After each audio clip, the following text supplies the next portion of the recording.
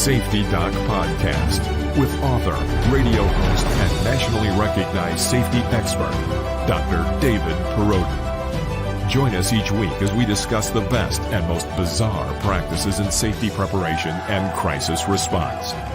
Follow Dr. Perrodin on Twitter at SafetyPhD. And remember, the truth will keep you safe. Hey, everybody. It is your good friend, Dr. David Perrodin, the Safety Doc, from down here in the North Star Recording Studio, where it is a brisk 58 degrees this morning. It is minus 12 outside. I went to get my coffee, and it's just driving over compacted ice and snow. And the salt doesn't work. The sand doesn't work. But, probably for the next 2 months here in Wisconsin, that's the way that it'll be. You get used to it. It sounds kind of crazy, I guess, if you're not from here, of like how you drive on stuff like that. But it's not that bad.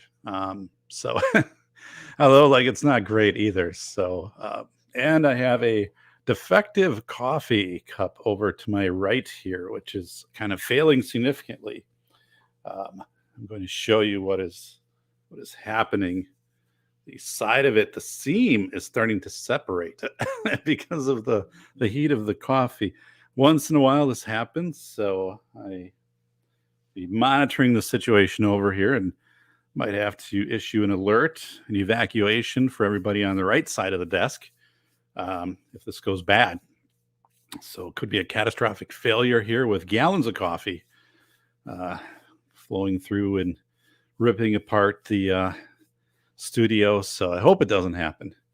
I actually was when I was in working on my dissertation for my PhD. I had a coffee cup about that size, and I went in and I was carrying it in like a book bag and stuff like that. So at our local library was this area where it's more comfortable chairs. There's a fireplace. You can just kind of chill out and read and study. And I would go down there and take notes for my lit review and stuff like that. And somehow, as I was configuring everything, I dropped this coffee, this big puddle of coffee on the floor. Now, thankfully, it was kind of this wooden floor that already had a coffee tone. It was weird because everybody around me kind of just acknowledged it, and then they just kept doing what they're doing. So I went to the bathroom, come back with all these paper towels and clean it all up. And so anyway, I'm monitoring the situation over here on the right. So I think we're okay for the moment. How is everybody this morning? I see a number of you in the chat. So welcome to Robert, Vanessa, Bolo. Thank you very much. Solitude for being here. Appreciate that. Vanessa saying sealed mugs, no spills of coffee. Yeah. If I was more diligent, I would take this. So this is from a gas station convenience store, which is about a mile away from me. I would take it and pour it into a regular cup when I got home. But usually it holds up pretty well. It's the lids you got to check because it's a 50-50 chance if the lid is cracked. And so the lid is okay. It's just the cup is failing right now. So that's disheartening. So yeah, I don't know. Quality production. So Wiz Division, though, always has quality production. So I did my book purchase and end up showing on your 2021 statement. I will need to check that only for the reason that the publisher doesn't have the December stats up yet. So, but thank you so much, Wiz Division, and I'm looking forward to hopefully a review from you on Amazon. That would be great. But thank you very much. So I know there were a lot of books sold in December because they ended up having to place another, I think a batch order where they produce more. They don't keep a lot in the warehouse anymore. They're kind of on demand, but there are so many, and then there are books that are in different bookstores, right? So if somebody orders my book and it's in stock somewhere else, they might just say, hey, just send it from there. So yeah, but I greatly appreciate December was a very strong month for School of Airs, and I was interviewed by a TV station um, in Iowa, and they're putting together kind of a production on, like youth violence and stuff like that. But they had found the book, right, and got a hold of me, and we did like an hour long interview a couple mornings ago. So we'll see how they put that together. And so yeah, I'm like, good stuff. Um, so yeah, I want to wish everybody well here in the new year. This is our first Face Validity, and I realize I did my safety doc intro for Face Validity. There will at some point be a dedicated Face Validity Friday intro. So that is not far around the corner, but yeah. Um, so yeah, it is. It's been cold. So I heat the house with firewood, and now it's been going 24 hours straight because usually there's a little bit of a break. Um, but because it's so cold, it just goes 24/7 right now, which works out pretty well. The thing is, it's hard to get the ash out of the fireplace because then there isn't a cool down time. So you end up with I have like an ash bucket, so it's elevated off. If you when you set it down on the hearth, it's elevated so the heat doesn't transfer down into the hearth, and it works really well. The only thing is you gotta be really careful because there isn't a lid on it. So if you tip it over, you set your house on fire, which would be bad. But yeah, I take the ash, and because we have snow outside and things like that, it goes back into our garden, and then basically all the nutrients, right? Because it's oak is what I'm burning. So it goes back, and that's always seemed to work. But taking out the hot ash just takes like this extra level of attention because you can't make a mistake right there. That could end up really bad. So yeah, Wisdomism, MK Joe. Hey, good morning. Thanks for falling in. I appreciate it. And our good friend Zippy.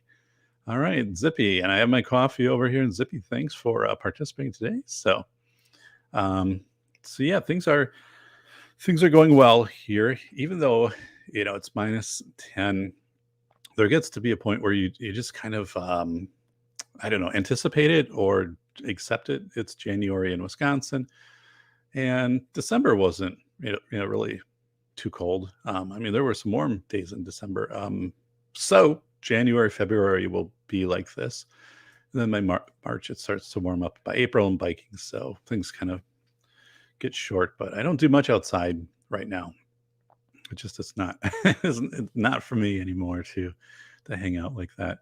So yeah, so I definitely appreciate that. And Vanessa's writing warnings on the town garbage cans, estate no ash. Yeah. So I never put ash into a garbage can. So what I do is I immediately will remove the ash into an ash bucket, which is designated for that. I actually got it from the same place where the fire insert, all that stuff was installed. And then I take it immediately outside and spread it on our garden in the back. And again, the garden is snow covered.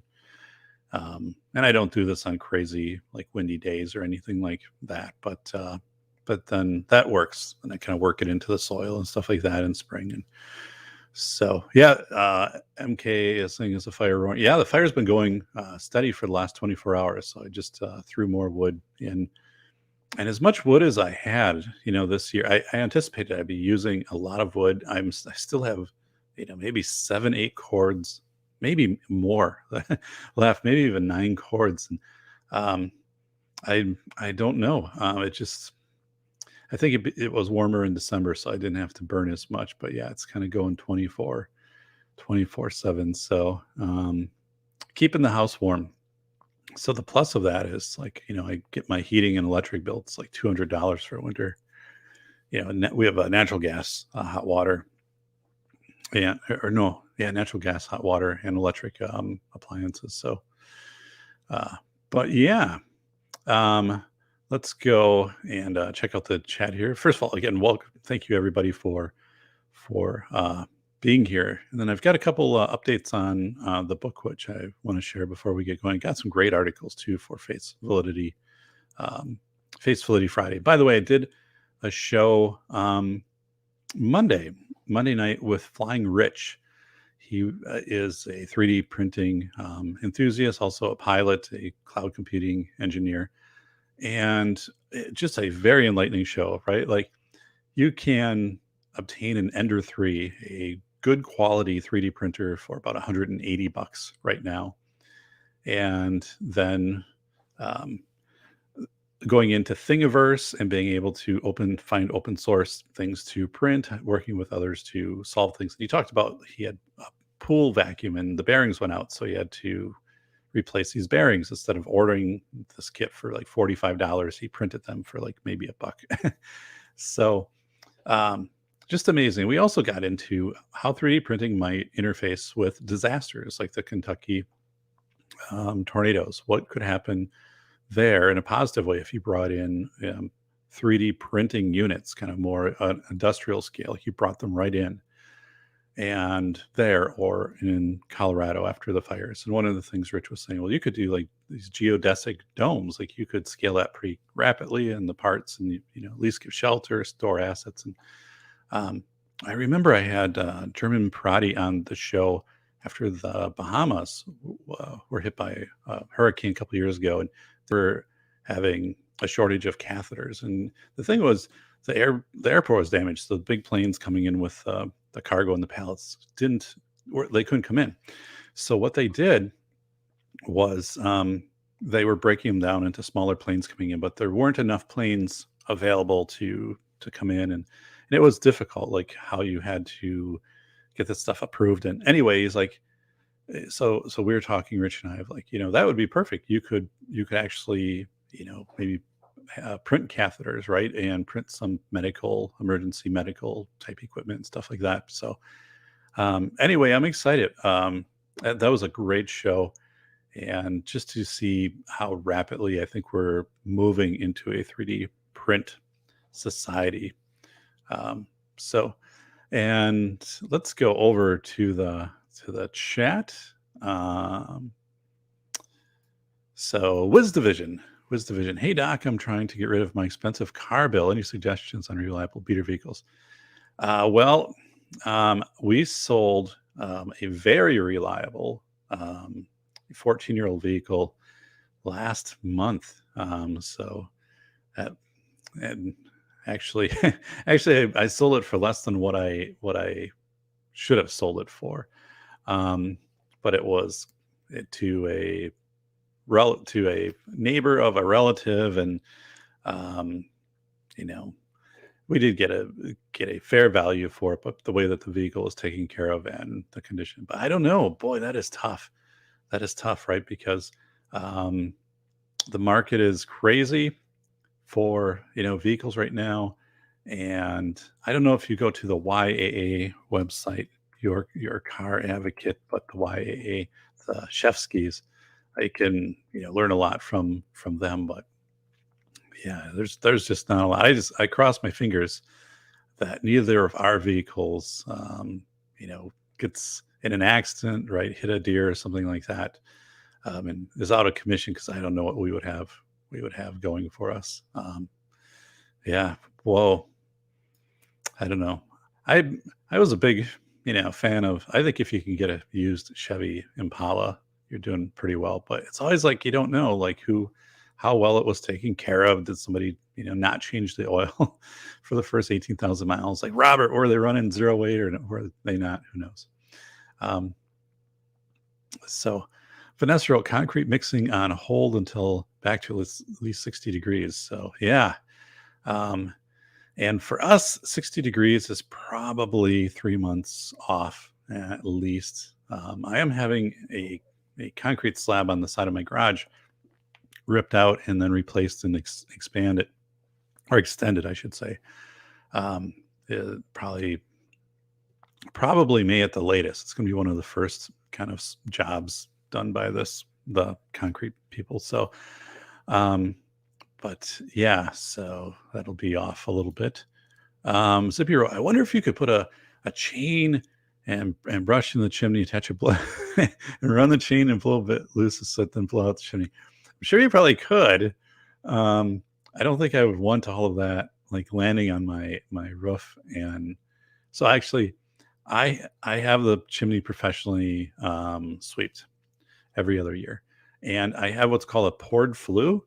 So, and the chimneys was rebuilt 2 years ago. Had it was starting to crack, and so the chimney was completely rebuilt, and the chimney has a poured flue. So when you think of a poured flue, it's not a pipe going up, like it's actually several inches of concrete around the tube. So it's it get the chimney remains very hot and has very little soot. So when it gets cleaned out every 2 years, it's literally like a fourth of a shoebox worth of soot that comes down. So there isn't much of an issue. But I do burn oak, and I also kind of burn hot, right? So I regulate, and that takes care of things. Plus, you can put stuff in. I have stuff in that um, lessen soot. You really run into soot issues when you start burning like pine and spruce or cardboard boxes or pallets or newspaper or a spaghetti box or something like that. You're asking for trouble if you do that stuff. So never had a chimney fire, although in the town I grew up in, like that was a weekly thing. Small town, everybody burned with whatever was available. Um, so yeah, I do monitor it though. So everything is going well. I did have a time this week where at night when I was loading the fireplace, right, filling up the box with wood firebox, that it started to, I wouldn't say overheat. Like it didn't become a 3 Mile Island situation, but it happens once in a while. So I have a thermometer that's on the front of the unit. It's magnetic, and it goes up to like, I don't know, 500-600 degrees. So the thing is, once the firebox itself starts to get above like 300 degrees, it can start to mess with the blowers and everything else. And so yeah, then, and you don't want it where it starts to glow. Is a bad sign. So then you need to push everything toward the back of the firebox. And that's not as easy as it sounds, because when you open it up, it tends to want to come out the front of the firebox. So again, I've done this for quite a while, but you got to kind of really be cautious. And I like big fire, proof gloves that go up to my elbows. So, things like that. But it sounds maybe like really crazy and bad and stuff, but it's all good. Like it's very earthy process to kind of heat this way and to be connected versus like just going to a thermostat and, turning to a number and just having the magic happen. So yeah. Yeah. Um, so Zippy, chimney would be vented around into a metal dumpster. So, all right, Zippy, you probably got an idea here, buddy. Um, I'm not sure if I'm going to be trying that, but I think you got a plan. Andrew wrote, a friend got fact checked on Facebook for posting a photo of snow and writing, really needs some of that global warming. Zuck wrote, see how the average temperature in your area is changing. That's crazy. Oh my goodness, Andrew, that is crazy. Yeah. Wow. Isn't that insane? That type of stuff, happens. So, yeah, yeah. It is our good friend, by the way, Flying Rich. So yeah, Flying Rich was on Monday's show, and in Flying Rich, one of my friends contacted me last night and saw the blog post that I made of our show on Monday. And she said, I had been wanting to get my grandson a 3D printer, and reading the blog posts, like, kind of brought it back to the front of my mind, and I did it. So I sent her a message and said, yeah, like, the video is great. And then also the blog post and the Ender 3 for what, like $180 as a solid printer to start off with, but also, as you said, not necessarily a beginner printer, not something you're going to use a little while and then want to get something else. And she was surprised too, just as we talked about the price of a 3D printer, $180, I think if people haven't paid attention to this, they would. I mean, she expected it would be several $100s, and expect very expensive filament and all this other stuff, and so I was like, yep, and then check out Thingiverse, and so she's like, I'm on it, greatest grandma ever. Vanessa saying, burn hardwoods, Crusoe will burn your home down. Yes, yeah, absolutely. So that's all I do is oak. I don't mess around. Once in a while, yeah, something will happen where a storm comes through, and then people will offer, because I know I burn firewood. So hey, or like I've got this firewood I haven't burned, or we have this stuff left over from camping or something like that. I'll be like, first, no, I don't want to. You never know what's in that stuff and stuff, But if they've cut down a spruce tree and they're like, hey, like, would you want? Do you want this? I'm like, no, don't.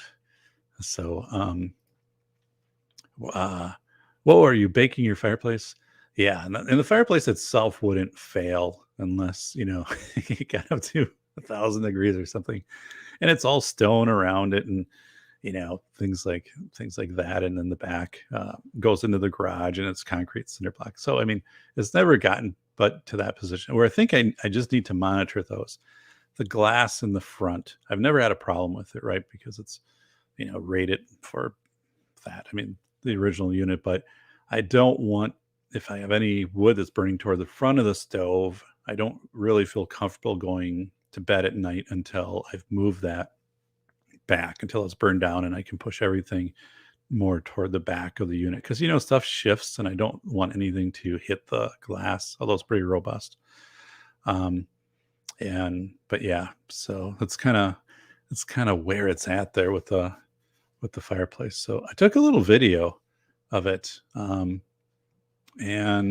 the thing is, I don't know if I have it loaded. No, I don't. I thought I took it over from my phone, just like a little 10-second clip to give some context of that. But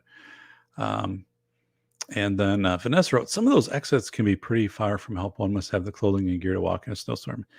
Yeah. So we do have, quite a few exits on our house, because we have screened in porch. Then we have, sliding doors off the back, and quite a few. And where the fireplace room is, there are 2 exits out of that room, and or the main heating unit. And then there's also a pocket door. And I have 2 fire extinguishers very close to that area. But obviously, once you get out, just call a fire department. So I do live in a community where there's a full-time fire department. But holy smokes, like, let's not talk about that, because I don't see where that's going to be happening, and hopefully not. So yikes. MKJL wrote, I'm in Rockville, good old Blue Mo County. Gotta get out here soon, but I work in DC, which is just a bad. So, oh man, yeah. So, and by the way, I hope the audio is good. Sounds good on my end. But I recorded an intro video for a class that I'm teaching, university class, and I did 3 segments of the video. And for every segment, the audio came out different, even though I was I was just like switching screens. I'm like, okay, here's my intro, here's the syllabus, here's the course. And so as I went through this week and produced that and got it, a little 10-minute video, for new students, I'm like, holy smokes, the audio is all over on this. So I had to go in and just run a leveler. So, but yeah, that's pretty cool. So yeah, let me know on places like you guys like to go in summer and things like that, because as we travel, there's places of country I haven't been, especially out near Pennsylvania and things like that. I want to check out. So appreciate that very much. So let's do a couple more comments, and then we'll get into it. So Rich is saying very cool on the 3D printer. Yeah, that was really cool. And that's what I was hoping that episode would do, like that it would reach people who were aware of 3D printing, but just hadn't been connected with the latest developments in 3D printing, and hadn't realized how quickly it's evolved. So yeah, I'm super excited, and that was just a great show. So Monday That one is on video. It's out there in audio. If you go to safetyphd.com, well, I guess, which is, down in the corner here. Um, and a really nice blog post. So if you're thinking about anything to do with 3D printing and of course, just, Rich's channel, that is a plus.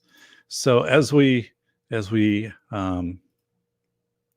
burn the strange unknown in the fire pit outside. Yep. Yeah, I remember the days when we had a place up north and like everything went in the fire pit. I mean, everything from aluminum cans to whatever, 40 years ago, crazy stuff. Please subscribe and smash that like button. There are 13 thumbs up right now. So yeah, I appreciate it. So yeah, smash that, hit the like button and subscribe. The channel has stayed at 1,159 subscribers for 3 days in a row. So after like continually gaining 10, and not that I expected it's going to just, snowball and take off, but I'm like, well, that's kind of weird. Like it's, I'm at this number that I can't get beyond right now. And then right here, some of you have already purchased this book, but of course, this is School of Errors, Rethinking School Safety in America, the most honest book about the $3 billion school safety industry. And this is available from places that sell books. It is bound. So when you get this, it does come as a hard copy from the publisher. This I wrote under a publishing contract. But if you're a parent, what is happening in schools? What are the processes they go through for school safety? What makes sense and what totally doesn't make sense? And then maybe as you're thinking about now with pandemic safety in schools, how are they probably making their decisions? And there are some kind of side stories in here. 9/11, how 500,000 people were rescued from lower Manhattan in 9 hours with only one directive. If you have a boat, come down here and help. How did that work? And chapter 28, bollards. Those darn bollards. So this is my original book from 3 years ago. First book I got from the publisher, and you can tell the corners are still intact. The book looks like new, even though this has traveled with me everywhere. It's got all its tags in it, highlights, notes, things like that. So just a quality made book. And it's about a two night read, but it also has a lot of perspective on how we tend to seek similarity as humans, right? We want today to be like yesterday in most cases, right? And tomorrow to be like today. So you're going to pick up some terms out of there. It's just really, really thorough book, hundreds of libraries across the country. When you purchase it, when you leave a review, that means a lot to me. When the book has 45 reviews, as the book continues in reviews, and the publisher revisits it and, will, boot up a advertising campaign again. The book gets noticed again by major media or, just, parents and things like that. But I was contacted this week again by major media because of the book. And when they go in and they say, oh, this book, and they start reading the reviews that you've put in there, they're like, okay, like this is connecting with people. So let's get a hold of David and talk about this. So appreciate that very much. We are going to start out with it's Face Validity Friday. I kind of have this like theme, Face Validity Friday, Face Validity Friday, and we have an update here on the coffee situation. It is a continued failure here. We're going to update a failure, pretty substantial, going on. Everybody's been alerted, been evacuating the area here on the right side of the desk. But this doesn't look like it's going to end well. So if it cools down and I can lower the level of the coffee, we're going to be in a safer situation. But right now we do have the coffee toward the top. We are at an alert condition here for a failure. This coffee cup, which is very disappointing. It's very disheartening. It's happened before, but it's very disheartening. So let's try to mitigate this. That's good. It's not as hot. So we have kind of like this mix of thermal dynamics, water pressure, air pressure, a lot is going on right now.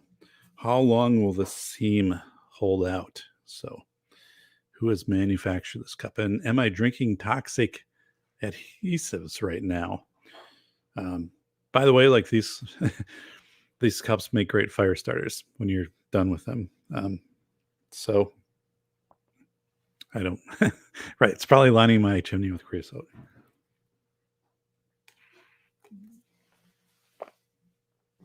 All right, I think I solved some of the problems that we have. The first article we have 4 today, and it takes me about 2 hours to put together these articles to go through, and I love doing it.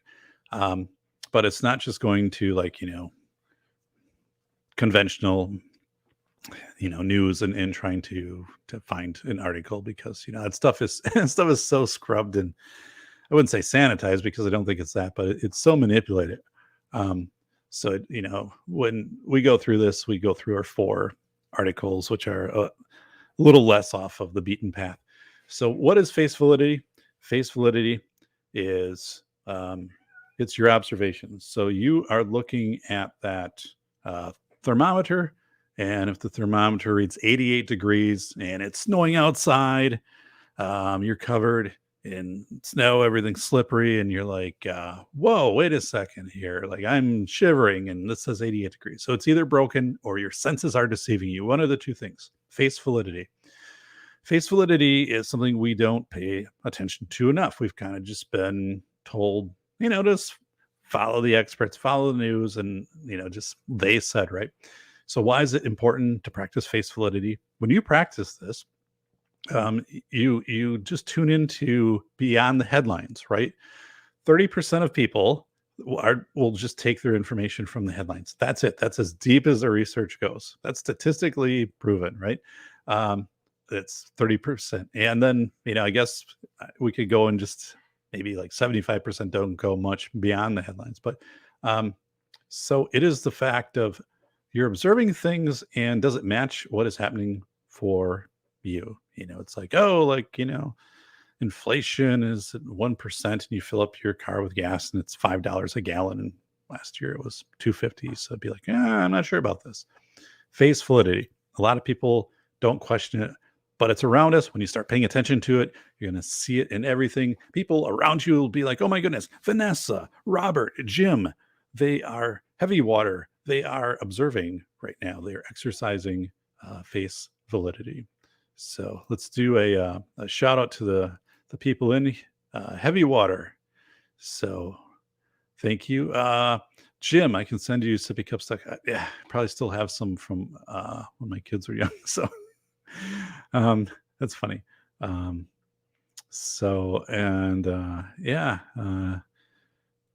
Jim, 16, 18. Yeah, I don't know if we'll get there for a high today. So our weather's probably going to be similar, both you and I. So as long it's going to be sunny, so yeah, it's not that big of a deal. Like I said, kind of get used to it this time of year. And then it's so awesome because when you go through this in a cold weather climate, when you get to March, the end of March, and you get a day that's like 55 degrees, it feels like summer. You're outside in short sleeve shirt and everything's awesome, and your spirits, uplifted and things like that. So yeah, that whole spring, it's my favorite time of year. So this is from Before It Was News. The headline is Bizarre World Economic Forum video orders citizens to stop washing their clothes to fight climate change. So stop washing your clothes, and that is going to fight climate change. This is from the World Economic Foundation. So, but the article is from Before It's News. So let me bring up the article. All right, which I have. Let me share the screen with all of you terrific folks. Share screen. Here it is. Okay, let me increase our screen size over here. All right. Okay, so here is our first face validity. Bizarre World Economic Forum video orders citizens to stop washing their clothes to fight climate change. This is from Sunday, January 2nd. Who's it by? Richard Moorhead. So it's funny because if you look at the podium says 2015. So it's interesting. Yeah, I understand how you need to pull a graphic in, but I probably wouldn't have taken this graphic when your article is now and things like that. But so the World Economic Foundation, which is authentic, like this is, you know, um, they posted on their Twitter right here. You only need to wash your jeans once a month, experts say. Not my jeans, but I don't know. That's where you're going with it. But and basically don't wash clothes because they have this whole thing of saying so anyway, let's start off here. So a bizarre new video of the globalist no thank you economic forum is ordering citizens of Western countries to cease washing their clothes in order to fight climate change, following the WEF's commands that the populace of developed nations eat bugs and renounce all possessions in order to lower carbon emissions. Yikes. First of all, I have a newer washer and dryer, so that's not happening. And so this is crazy, right? This is don't wash your clothes. So from Face Validity, let's just look at this and let me know what you think here. I mean, please, hey, welcome, Sass Too Many. Bizarre World Economic Forum video orders citizens to stop washing their clothes to fight climate change. So it's acknowledging, right, that this video is bizarre, but the World Economic Forum is actual thing. So let's pull up this video here and this should work. No, I don't need to. I don't care about that. I care about this. Okay. So it does have, so we'll play this. I don't think I can pull the audio over right now, but it's just it's 59 seconds. And so this is a commercial right now from the World Economic Foundation. And, so scientists are urging us to wash our clothes less to help the planet because laundry has a huge environmental impact, right? 70% of CO2 emissions generated by a cotton t-shirt come from washing and drying. Laundry also puts detergents and microfibers into waterways, which is damaging to an ecosystem. Too much washing also wears out our clothes faster, meaning more are sent to a landfill. The EU alone produces 2.2 million tons of textile waste a year. Experts of the Society of Chemical Industries say we shouldn't wash clothes after every wear. They say jeans shouldn't be washed more than once a month. Jumpers once a fortnight and pajamas once a week. So the exceptions are underwear. It's insane, right? Try lower your temperature, shorter cycles for laundry. How often do you wash your clothes? So that's bizarre. It's crazy. So as a Face Validity, right? It's pure propaganda. It's and also from a Face Validity standpoint, right? What would be the what is a consequence of not having clean clothes? I mean, let's look at hygiene, right? If we had anybody here from Civil War times, like Phil Henry, but if we had anybody in cleanliness, right? And I think part of the reason that we don't have more bacterial, I mean, this is my speculation, right? Illness is that we do have access to washers and dryers and clean clothes, right? And especially the time that you would launch this right now in the middle of a pandemic, when it would, right? This seems to go completely against a thought of cleanliness, right? And hygiene, which would contribute overall to health. But yeah, so as a Face Validity, this is nothing more than virtue signaling. It's you go through the article, right? There's no balance in it of, here are positives, right? Of clean clothes from, not only health benefits, but, just, hey, like your shirt stinks. Like, I don't want to be in the same room with you. Maybe it's a subtle social distancing thing, which we don't know about this campaign. But what a waste. I mean, what a waste of resource. You talk about waste of resources. What did it take for carbon footprint to put together this absolutely ridiculous video and to rope these? I don't know. They probably didn't even tell them what they were doing um, when they made this. So, it was probably a Craigslist ad and show up here and yeah, I don't, these guys, this is kind of weird, like this whole drying system they've got going on top of this house or whatever. But um, yeah, so I thought it was is insane, I guess. And this whole World Economic Forum, I did look it up, again, it's a bigger, or how many people do they have following them? 4 million people follow them. 4 million people follow the World Economic Foundation. So, which is interesting. Like I didn't even know a lot. I guess I didn't even know it existed until I saw this, but yeah. So, for face validity, it's a face validity fail for the World Economic Forum. That didn't cut it, folks. You didn't make it here. So, yeah, bizarre World Economic Forum video urges citizens to stop washing their clothes to fight climate change. So, I wonder if anyone's actually going to follow this.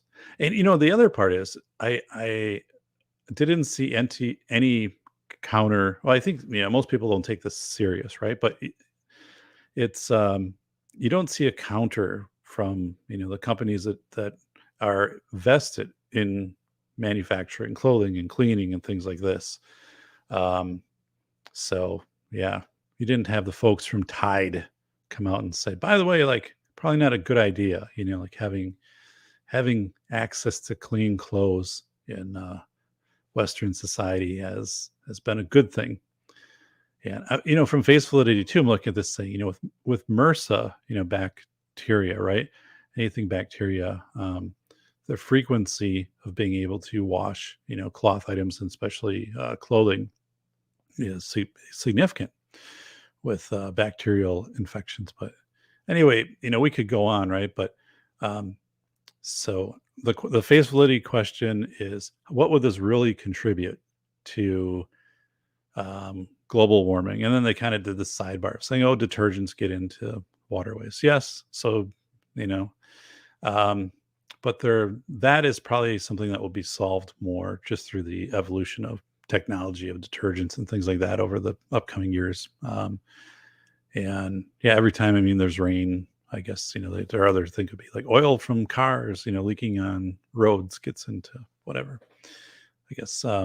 So, but anyway, I don't know if anybody out there has convinced you to do that. So, right here, Jim is saying laundromats are awesome for doing it all in one shot. Yeah. I watched a video about the high profitability on laundromats. Like once you get in, like there's like this 50% like profit threshold. It was pretty cool. I mean, you gotta be on your game. But if I was younger and looking to like get into something like with a partner business, I would consider laundromat. So yeah, it's the same thing. You could kind of say like, don't wash your car, right? But if I don't wash my car, I live in Wisconsin, the salt will eat my car, and then I will, need another vehicle because it would, corrode not only the body of it, but the brakes, brake linings, so struts, everything would be gone. Vanessa wrote, my clothes in Arizona were dried once I filled the line. So yeah, I mean, they could do something here. Like this might have made a little more sense if you would have said a little more sense. Like consider drying your clothes online or hanging them in your basement. And we have some of our clothes in winter. We hang we have clothesline in the basement. But I don't know. So the article is from face validity. It doesn't make sense and also the resources they put into the article were a waste against their own argument of a carbon footprint. So that one is a fail, but it's an interesting article to see this, I don't know, virtue signaling position, whatever. So my doc is my own personal recommendation to all of you is to wash your clothes. I will say though, I Febreze my sport coats like crazy, and you can Febreze the life into a sport coat for a solid year before it has to go back to the dry cleaner. And because most of the dry cleaners in my area shut down um, for good, like I need to drive an hour. So yes, I keep my sport coats alive with Febreze. So um, our next, first, let's go over to the chat and then we'll get to our next article. So uh, Wisda to Zippy. I mean, trying to get people to change their habits by barking orders is probably the most childish way to go about it. So you got a point. Yeah. Yeah. And that's, I mean, yeah. And I mean, it's really a condescending, just crazy like article. And right, if we were to look at how much more efficient, washers and dryers are, and again, what is the contribution of washing clothes to pollution? I would guess it would be minuscule, right? Um, but and then what is the contribution of having clean clothes to health? So yeah, um, just it's childish, but they have 4 million followers, so crazy. Oh my goodness, there's 4 million people out there right now, folks, who you're gonna start being around, and be like, I think that's a mustard stain on your shirt. Yeah, I only wash it once every 9 weeks. So, um, gun websites. Hey, welcome, buddy. Gun websites. It's fake to say that they said stop washing when they suggested to wash less frequently. Not everyone washes every pair of pants, every jacket, or every pair of gloves each time they wear them. Yeah, absolutely right. So, so did they say that? Was I incorrect on that? That they said stop washing or suggested to wash less frequently, or are you pointing that out? But yeah, it's because you're right. Like, for example, like my jackets, I don't wash very frequently. Like this hoodie gets washed, once a month or something. Um, Gloves, I don't know if I've ever really washed a pair of gloves. Um, and yeah, I so they're right. That's a good point. I mean, gun websites is they're making an assumption, right, that people are kind of washing things to this crazy level and washing clothes to almost the point of disintegrating them, which I don't think people do. I've I've really never heard the argument here of like we're washing our clothes too frequently, or even like have my own clothes come back and have been, for example, worn out because of washing too frequently. I just really haven't had that issue. So, um, yeah. So I mean, what you just brought up, gun websites, is a good straw man argument, which we talked about previously, kind of this Loki. Loki is like, blame the Loki, the Norse god, for all your problems. And here's like a straw man argument of saying people are washing their clothes like, way too frequently and whatever. But it's you're right. In that entire article, there wasn't a study saying that how often people are washing clothes. And right. So that is a huge missing part. Okay, like how many hours is a t-shirt worn? And again, if you're outside and working and it's hot and you're sweating and stuff like that and the environments, I mean, you'd have to have some research that would come into this. And even from that article, you'd expect some basic research. And like I'm not a big fan of surveys. I think surveys are garbage. So, but as you pointed out, yeah. I mean, so if they interview someone and they're like, yeah, I've used these gloves, but I don't think I have washed them, or if they do, I just kind of spot wash them, and the other stuff. So that's good. So yeah, wait till the Tide people get angry. So once they find out about this, they're going to be all over that. So in the Maytag washer people. So is right. Vanessa wrote, immunocompromised persons see firsthand how fast germs get you sick. Yeah, absolutely. Right. And to launch this initiative, this video in the middle of a pandemic, just, I don't know. seems tone deaf. So, but yeah, phase validity, they've got some agenda. Um, and it's really right. I think it's meant to make you feel bad that you're doing something bad, and here's your chance to correct it. But the default is you are doing something bad, trying to change behavior. It's like, no, buzz off. So, um, yeah, and get an updated graphic other than your 2015 podium graphic. So, and if you're really concerned about carbon print, you wouldn't have that permanently put on your display either up there. Yeah, have a whiteboard, then you can just like change the year every time you meet. So, and how many people flew in jets to attend your meeting, all of that stuff. But anyway, Wiz Division, if you want to get people to do something, incentivize them with something that they want in return. So, yeah. So, uh, so good face validity, right? You're pointing this out, you're looking through, and there wasn't a paragraph of saying like, here's the here's the feedback, the reward or the incentive, versus like you're just contributing then to a better climate. But really, like, how are I'm not sure like my clothes being stinky are making things better. So yeah. Um, yeah, it could have been framed in a completely different way. Even like a gentle way, right? Gentle cycle on the laundry. I don't know, but um, yeah, that's good. So let's go to our second one. Our second one is from Restoring Liberty.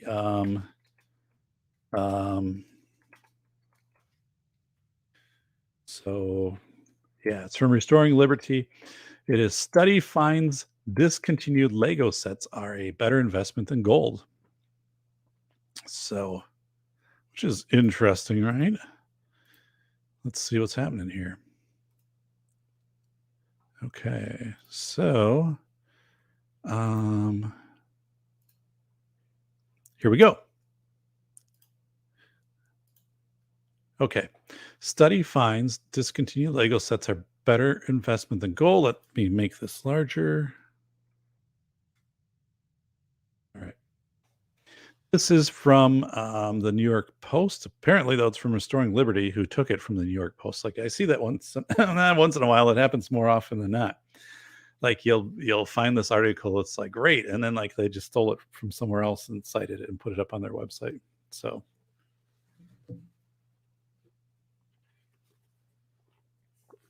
I do have an update here on the coffee condition. It's improved because the coffee level is lower. So everybody downstream here on the right side of the studio, still evacuated, but we've got good news to share. They're probably going to be able to return all of the trinkets on the table here. Everything might be able to come back. I think we're past the point of most concern with our coffee situation here. So temperature seems to be going down, and which seems to be helping the seam on the side, the thermoadhesive seam. So probably one of our biggest concerns now is the fact that if this is not a bio-friendly thermal seal adhesive, I might have just consumed a toxin. So if that's the case, closely monitor the show and let me know in the chats if something is going wrong. So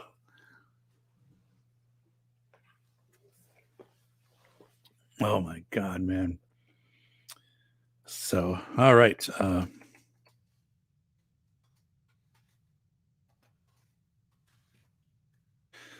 right. So, study finds discontinued Lego sets are a better investment than gold. So, from face validity, yeah, let's get into this. Does this make sense that if you had, some Lego sets, they no longer make them, maybe you've got the box, they're in good condition, could it be more valuable than gold? So, yeah, initially you tell somebody this, they might be like, nah, gold is just it's gold, right? Gold is valuable. Lego's a toy. But let's read the article. Forget blockchain. Investors might want to consider putting their money into Lego blocks, which appreciate faster than even gold, according to a recent study. Researchers at Moscow's Higher School of Economics, where they have a lot of Legos there, found retired Lego sets appreciated in value 11% annually from 1987 to 2015, more than gold, stocks, or bonds. Legos get pricier over time thanks to high collectible value combined with diminishing supply. The report said most Lego sets are discontinued after a few years.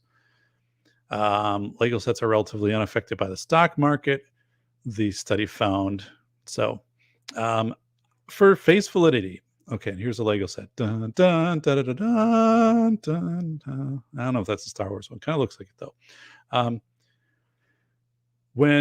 So my daughters had Lego sets when they were growing up, right? And my wife sold them at our garage sales.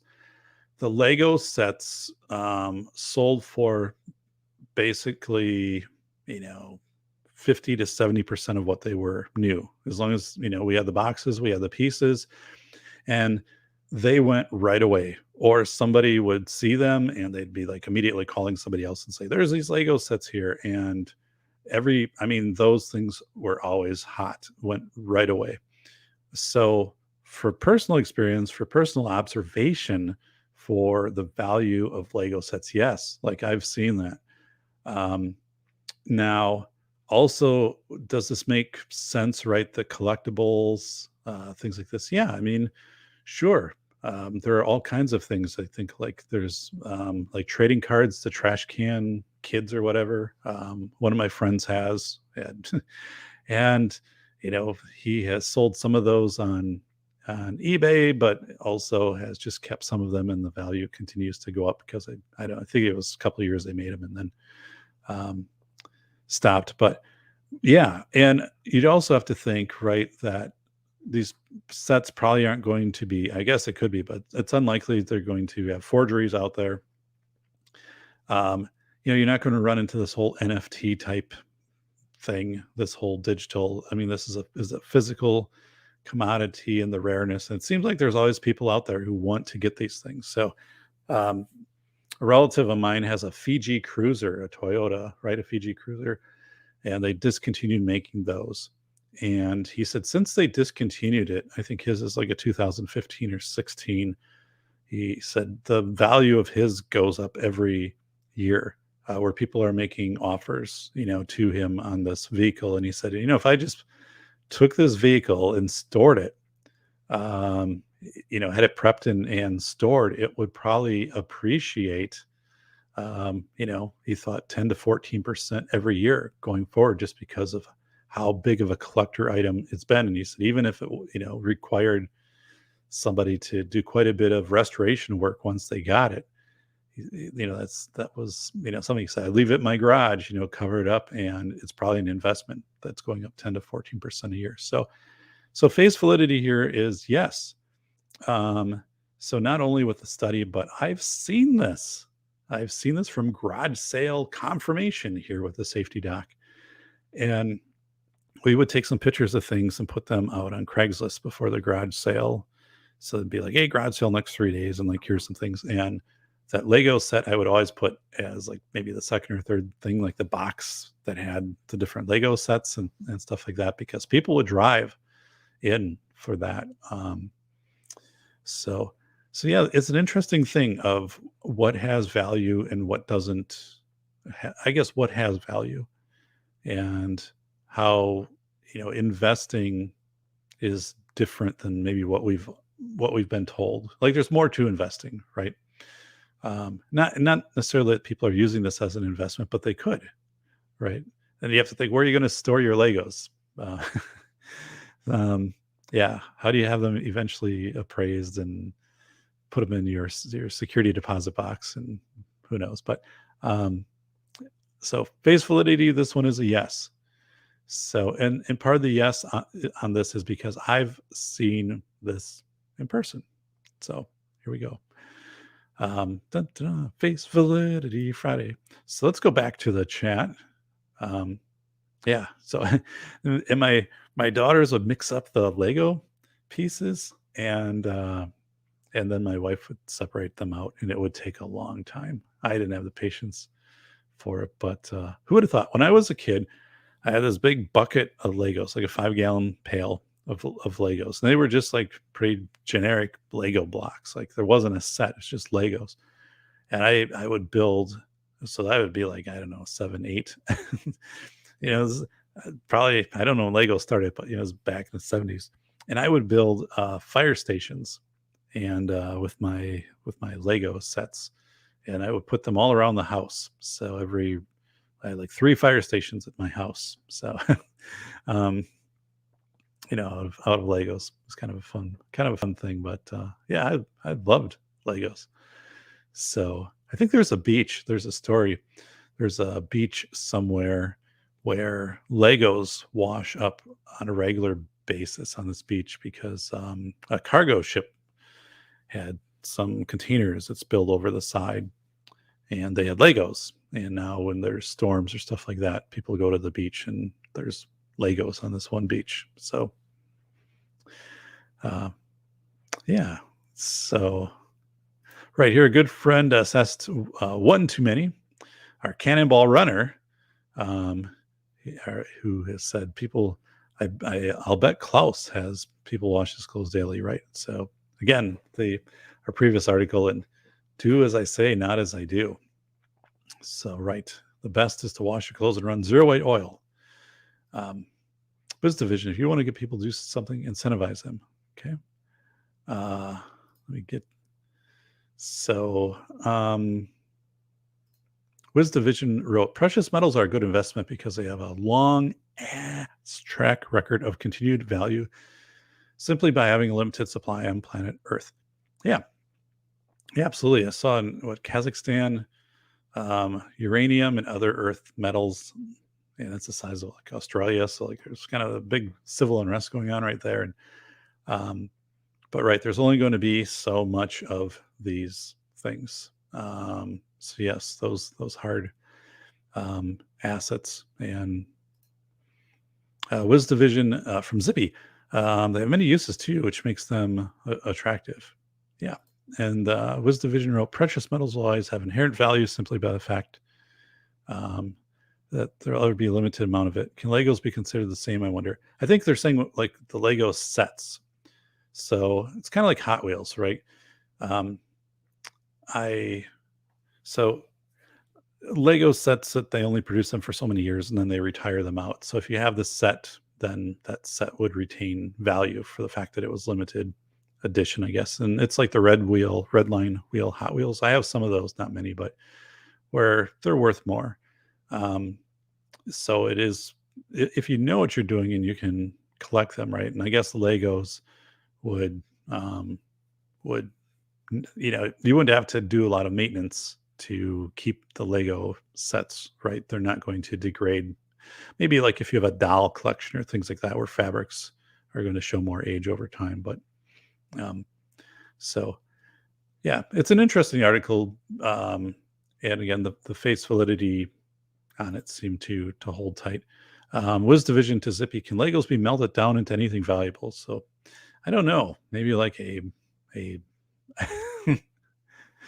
I don't know. I've never attempted that. So I'm sure they probably can't. I don't know what kind of form you could put them in. So genuine question. I don't know anything about Legos, how procured. So I don't know. Yeah.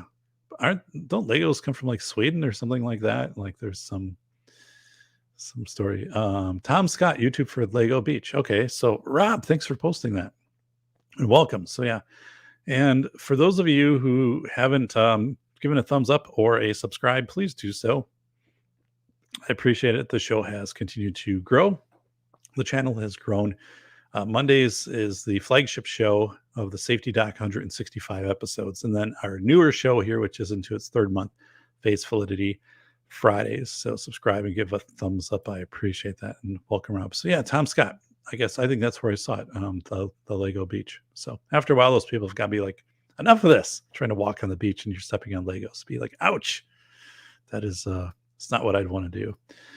Jim, I loved Lincoln Logs. So did I. And I had a erector set so you could build things in Lincoln Logs. And yeah, talk about like, I guess, earth-friendly toys. those would have been it. Not so sure on the not so sure on the Legos.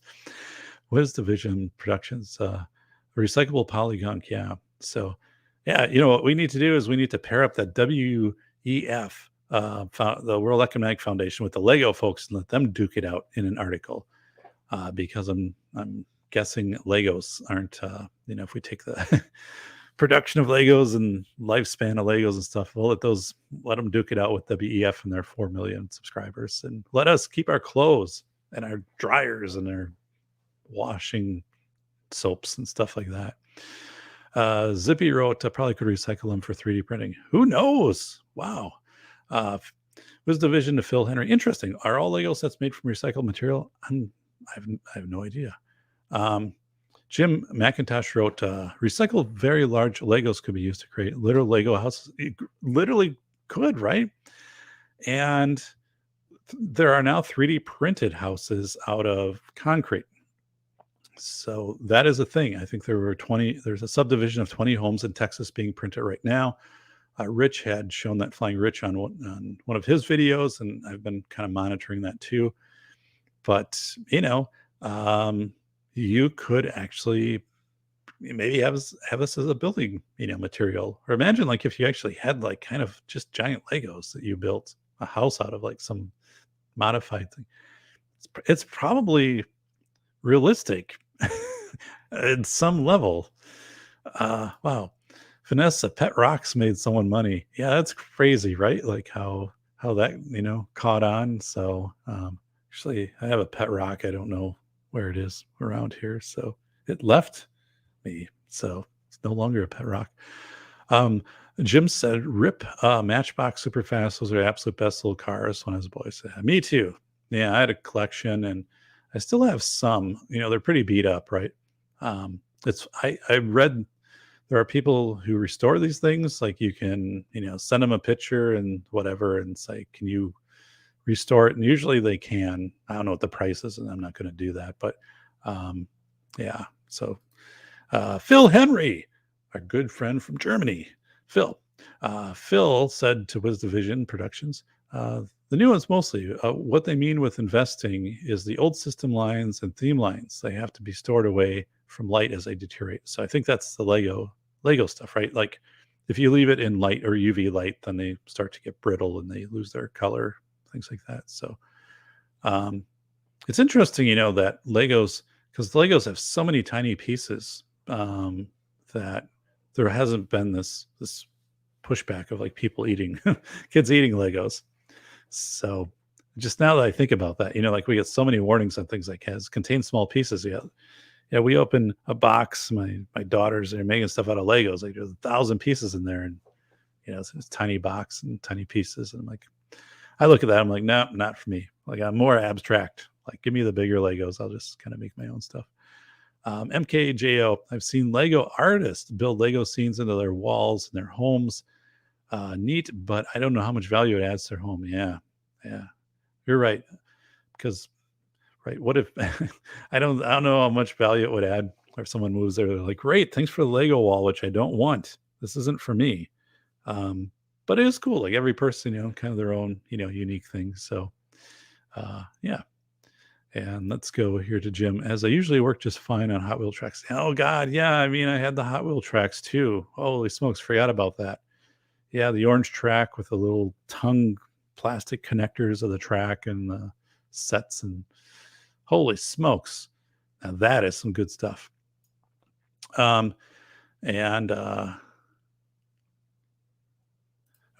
guess I came sit on here to chat already. Oh, Heavy Water, welcome, Heavy Water. Thanks, buddy.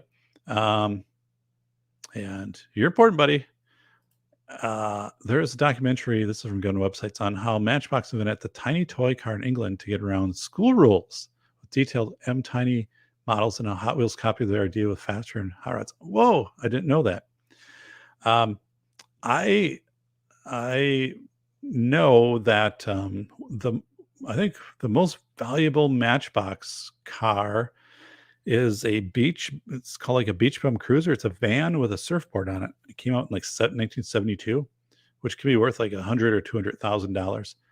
And also Hot Wheels, up until I don't know, maybe they still do, but every couple of years they would open where kids could write in and suggest like new designs. And I helped somebody do that, like a relative, their kid, to kind of do this and send this off to. It was in California, right? And then they never heard back, right? So he wanted to build some off-road cruiser thing that could go up into like Lake Tahoe, or I don't know. He had the whole story and designed it out kind of pretty well. But so let's go to our third article. This one is from Restoring Liberty. And whoa, sorry about that. That's the one we just did. I skipped. I'm out of order. We're still good here, though. Our next one is from the Georgia Star. Georgia Star, coffee drinkers may have lower risk of developing diseases. Studies suggest coffee drinkers. So let's go to this one. So right now, this is an interesting one, considering that this cup of coffee has been in a progressive state of failure here to the right of me. So it's kind of ironic.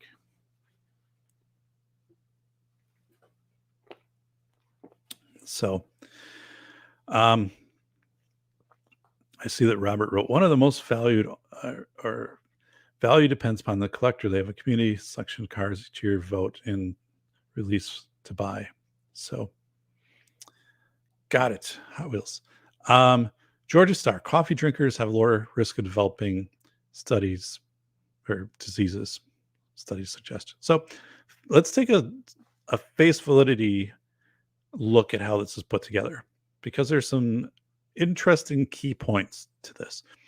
So one is coffee drinkers. Okay, so coffee drinkers, but what else do people do that drink coffee? So are they getting up early in the morning? Are they working out? Are they younger? Are they older? Where they live? So all these things like coffee drinkers. So what is a coffee? What else are three characteristics shared by coffee drinkers? So that's right there from face validity. It's like, okay, coffee drinkers may have lower risk of developing. So may is a soft word, right? Not that do have it's may have a lower risk of developing diseases. What diseases? Gum disease. So weasels, measles, kazeezles. I don't know. Okay. Studies suggest. What studies? And they suggested. So when you see anything like this, or your relatives see this, or people right? This is nothing more than a filler. All right, I'm going to bring this one up in just a second, but it's nothing more than a filler. It is only there because they don't have anything else to write about that day. So there's no story about Jim McIntosh, although there should be. Robert Ribbit Harrison, a story about interviewing Robert about zero weight oil, which would be great, but they don't have it ready to go. Phil Henry, Vanessa, interviewing Vanessa, things like that, but they don't have it ready to go, right? So what they need here is a filler story. This is a filler story. That's all it is. So because there's a commonality in this, right? There's enough people that drink coffee, and we've heard all this time, coffee is good for you or it's bad for you. Eggs are good for you, they're bad for you. So it's not a really positional story. It's not going to make anybody feel probably like angry or anything like that. It's just an occupier. So when you see this, it's like, okay, it's entertainment. It's by Kendall Teets. And here's the story. People who drink black coffee might be at lower risk of developing diseases such as Parkinson's, heart diseases, type 2 diabetes, and cancer, according to various studies, CNN reported. So again, this is one of those, here we are at the Georgia Star, and so we will repeat a story from CNN. So, okay, but do your story, Georgia Star. You're much more than a collection of, or curator of stories. But research also suggests, so when you get into the second line here, you can't just say research. You have to say what research, at least cite a study. This is like saying, according to Wikipedia. So I had one of my students do that in a class not too long ago. I don't know, last fall or spring. And and cited like a couple things out of Wikipedia. I'm like, you can't do that. You if you find yourself at Wikipedia, then you need to go the step further and cite a source closer to the source. But anyway, uh, w- so we know there's growing evidence suggesting there's a beneficial impact of coffee consumption on health. How much consumption, right? 9 gallons a day? Yeah, you're hydrated, probably. A thimble a day? I don't know. But reading between the lines, I mean, this whole thing is like as non-committal and vague. Although it's not offensive. It's just basically empty calories. It's meant to keep it fills a space on their website, right? They're looking around, they're like, hey, heavy water didn't submit his article. Or, Wiz Division here was late on the Hot Wheels article, so we're going to put this in. Um, okay, so but reading between the lines, anyone advising someone to consume coffee would typically advise them to consume coffee due to the difference between consuming black coffee and coffee with milk and sugar. I've never heard that, I guess. Caffeine researcher Marilyn Cornelis, an associate professor of preventive medicine at the Northwestern University Feinberg School of Medicine, told CNN. Okay, I mean, so interesting. The health benefits of coffee are more prominent if one decides to forego milk, sugar, creamer. Yeah, I mean, right, obvious. Again, stating the obvious, right? Oh, it's not as good for you if you put sugar in it, or if you have a hybrid coffee Mountain Dew, yeah, it's not the best. So anyway, the thing is, when you keep going through this, here's what actually happened. So this researcher, Marilyn Cornelis, so nothing against Marilyn Cornelis from Northwestern University. It's a big title. Like, I'd try to shorten that down a little bit, but um, what Marilyn has done here is what's called a meta-analysis. So this is very important, a meta-analysis. So a meta-analysis isn't where Marilyn has conducted this research with 200 people, right? A control group of people who are drinking coffee and then monitoring what else they're doing in their life, and a control group of 200 people that aren't, and then they're repeating this stuff like that. She's not doing that. And she's not portraying to do that in this article. But so this isn't really real research. This is what's called a meta-analysis, which is very common in kind of position papers on research. And when I did my dissertation, you have to do a meta-analysis at the start where you're looking at many studies, and then you are kind of you're pulling stuff out and say what's common across these studies. So she's saying, well, it's common across these studies that if you drink black coffee versus coffee with milk and sugar, like the black coffee is better for you with these studies that looked at health outcomes. Like, okay, I guess, but you're not citing the studies. You're not citing the groups. You don't know the other things that were going on with people. You don't know what time of year this was. I mean, all of these factors, right?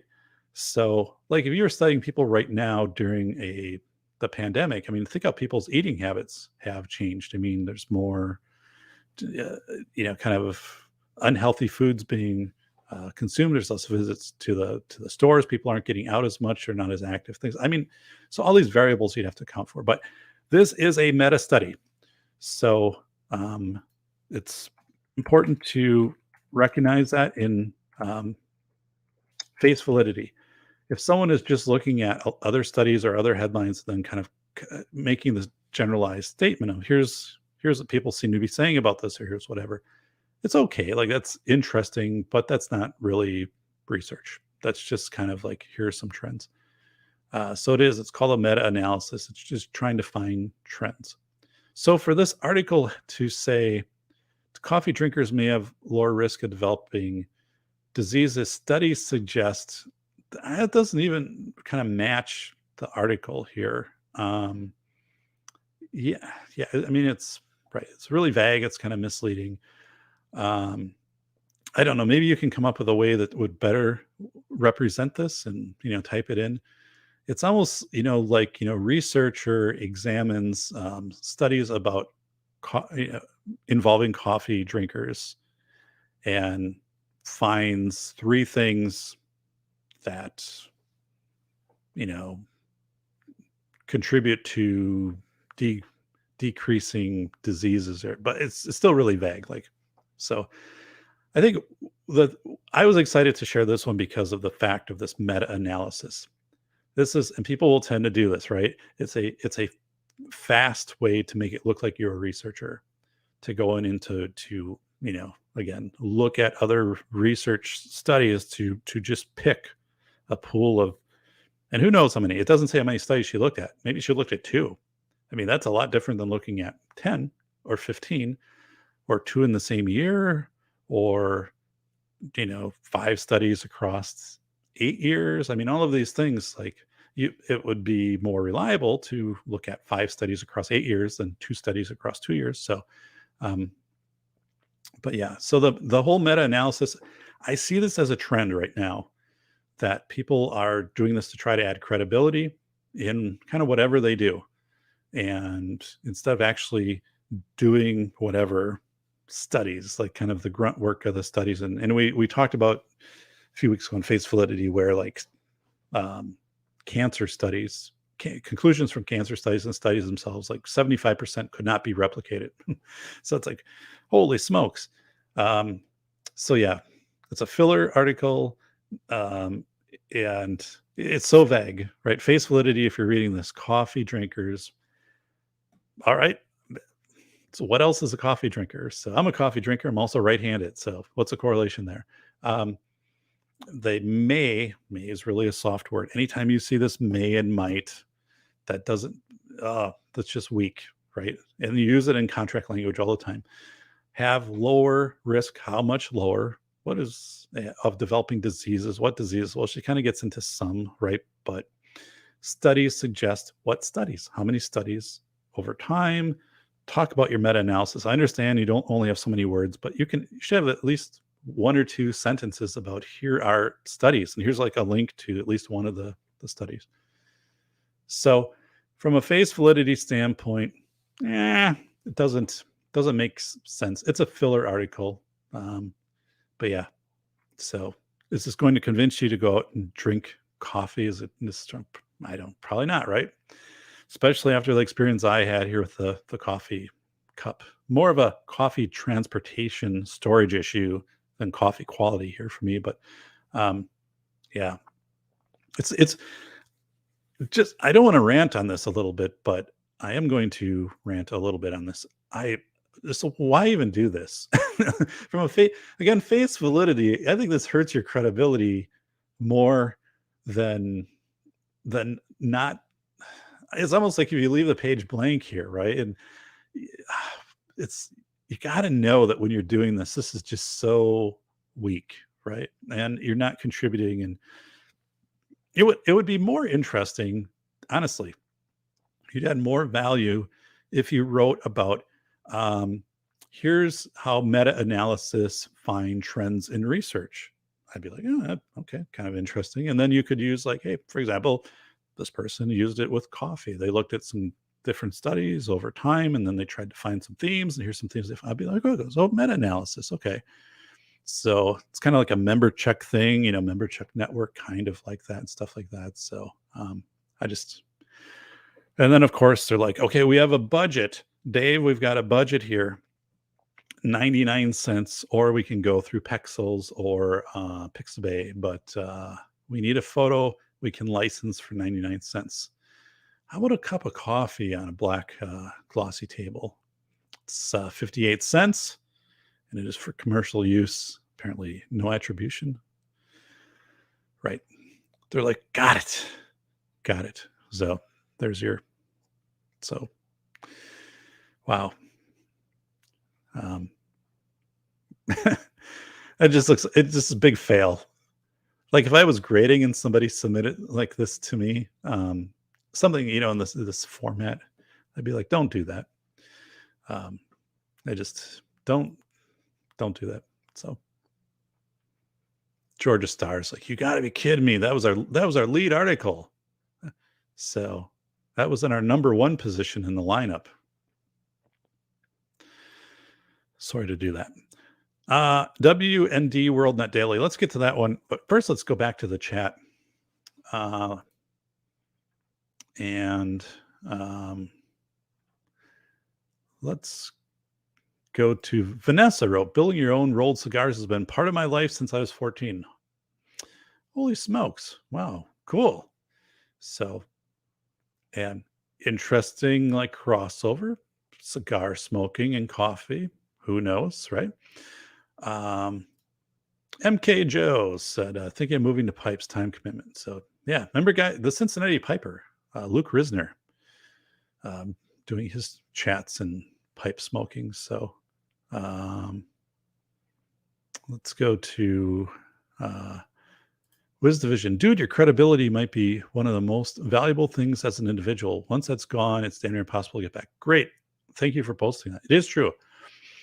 You're right on. So like, that article isn't going to destroy anybody because it's obviously just a filler, but if that is your portfolio, and people look at that and say, this is weak. And then also as a website,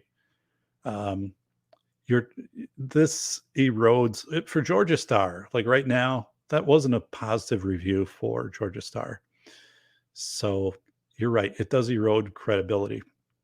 One of the things in my books, so over here in School of Airs, dun, dun, dun, dun, which if you go on Amazon right now, you can order, which I would love because that's a great book. And I want it to help more people out. And then, yes, please leave a review. But if there's a full index in here, which is credibility in a nonfiction book. So it is. And then also it is fully cited. The new book, The Velocity of Information, has 471 endnotes, citations, and then a full index, which is also credibility. And all the citations, right, and stuff like that. Because if you don't do that, everybody can make a mistake, but that's one thing. So folks, I have a daughter who's in middle school, daughter who's in high school. My middle school daughter will write these papers for class.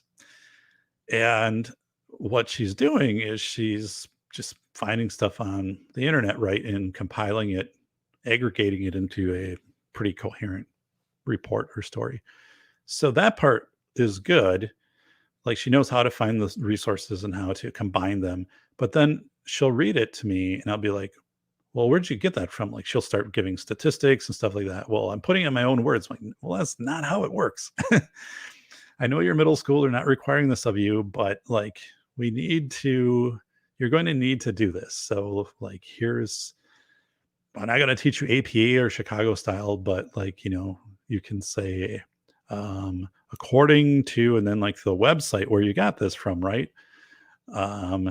This was stated, and then like maybe something afterwards of like your opinion or your thought on this. But like, so she's like, well, it's not required. I'm like, I know, but like, trust me, like this is the way that the world works. Like you've got to get in this. I'm kind of surprised too, like at middle school, that they're not requiring that more, or I don't know, teaching it. But yeah, so I can never get, if I ever did that with one of my books, like that would never fly, right? So it's just crazy. Yeah, how can I try to stare the study? Do they want to ruin their scientific career? So yeah. In that, so the person, I don't know, Marilyn, whoever was cited in there, like, I'm not sure, like they necessarily interviewed her versus just kind of looked at her work and just, made that comment. So, it's kind of weird though. But you're so much better to just not do that. What's the vision? If you're going to sell out, you better damn well make sure it's worth it. Yeah. I would never write a few things. Like I would never write an article that would be like that I knew was weak, right? Just to get my name out there or something like that. Or I've declined a lot of interviews. And the reason is, it's more for the purpose of the person interviewing me to um, get attention, I think, than what it is in my work or the message. So, like the interview I did this week, which was a significant media interview, that person, is doing this full documentary, if team devoted to it. That's, be video production and things like that. That's not a 60-second thing on the TV. Like that's an actual special in a major media market. Um, and there's other people besides me, like, that were interviewed and stuff like that. But it's just not worth it. And yeah, don't sell it, because you'll never come back on that. That's one thing with School of Airs. When I told, when the book is out there and people read it and review stuff like that, I'll never lead you down the wrong path. The book is thoroughly researched, thoroughly cited. When I consult, when I do things, when I teach my students, right? I teach my university students, and it wouldn't be easy, right? But I mean, I could go in and just take talking points from major organizations or prepackaged stuff or things like that. But I'm like, no, I'm developing my own case studies. Every class for this will be all unique. I just have a kind of a standard, right? Because once I decide I'm not going to meet that standard, yeah, you're right. It's just not worth it. And people pick up on that. Better paying you billions to do so. Yeah. Yep. I was approached a couple times by people who, one was they wanted me to come on and to do kind of like a show, like a safety show. And I said no, because I didn't want to be in a kind of corporate thing. And there was a company that wanted me to come in and I guess endorse their products, safety company.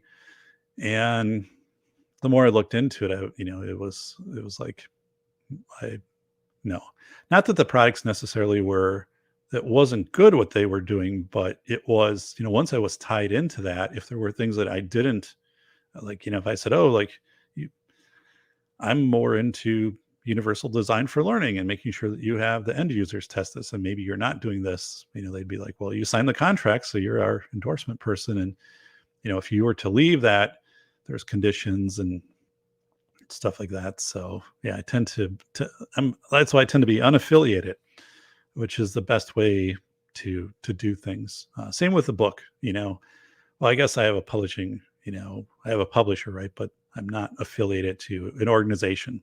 Like the publisher, I get paid from the publisher for the book, but I'm not getting paid by the World Economic Foundation or Forum, whatever, to write the book.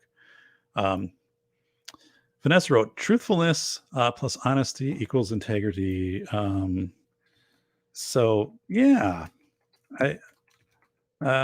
so truthfulness plus honesty equals integrity. Break anyone and your integrity implies squat. So yeah, right on. And that's where face validity comes in. On Face Validity Fridays, as we look at these headlines, and if you are a journalist and you're writing something that is either just complete fluff or something that you don't believe in,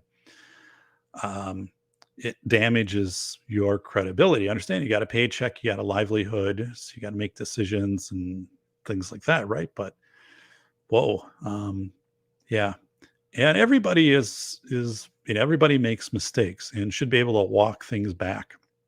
I remember when I interviewed Larry Lawton, and Larry and I, have talked, since then. America's Biggest Jewel Thief. One of the things Larry said is, we have to realize, like, not to judge people by the worst thing they've ever done, which is interesting to hear an ex-jewel thief who was judged by the worst thing he's done by a judge, right? But it was really insightful, for Larry to say that, because like any of us, right, you could pull out, our worst day or days, and if you're judged by that. But I always am impressed by people who say this was wrong, and I take responsibility for it, and move on. Like there was a school administrator, and in our area 2-3 years ago, the school sent out a survey, and it had some questions that were inappropriate for middle schoolers who were taking the survey. And instead of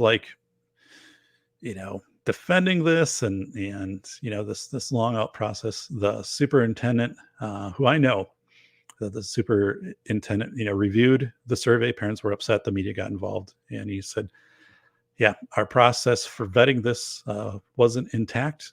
Parents have a right to be upset. This was our mistake, and we apologize for it. It's not representative of what we do," which was authentic. But the fact that he and the team owned it, right? There were no excuses, and then they moved on from that. His credibility stayed strong. So let's go to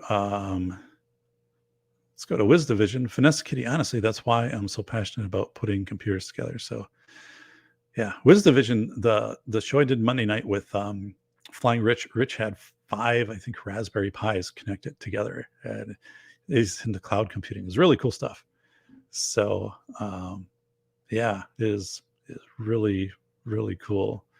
So Wiz Division wrote, lazy people think you can get away with skipping those citations. It's not about whether everyone ever checks the facts. It's that you cover your ass if someone does. Yeah, right. Because in publishing both books, but especially in the Velocity of Information, 471 endnotes, and interviewing 10 people, my publisher had me obtain signatures after I interviewed people, and I would get the transcriptions back to them and so forth, and they would read the chapters. And it wasn't right that someone can write their own chapter and influence it, right? But it's that they agree that with what I've written, or if they don't agree with it, right, they would say, "Don't agree to this." Then I would have to decide if I would modify the chapter to take something out or change something, or if I would just get rid of the chapter. But the right, you need to be accountable. And then the endnotes and where you got the statistics and where you got that. I mean, the book is absolutely sound with that, but yeah, I also read a number of books in the kind of safety community, and there's this tendency for some authors to cite sources, but they'll say it's a confidential source, like this person didn't want to be cited. I think I did that twice in my book, out of 471 endnotes and things like that, because people either go by an alias and they don't want that out, or they have a large they have family to protect, right? So they don't want some information, like if they share some things about how whatever impacted their family, they're like, "I'm glad to do this, but I don't want it explicit to me." So you maneuver those, but you point those out within the book. So the book clearly notes in 2 sections, small parts of that. But yeah, so let's get to our last one here, which is WND World Net Daily. And this one is: new cars sold in the EU will soon record driving data. All right, so Robert, this would be a good one for you. So let's get this here over here. Okay. So WND, which is a free press for free people since 1997, believe it or not, WND. So it's a little weird because every time I kind of go to this site, I just in my mind flips over to WMD, which is weapons of mass destruction, and I'm like, whoa. And then I'm like, yeah, it's not that theme. So the WND World Net Daily. So a little coffee here to keep lowering the levels, decrease the downstream flooding.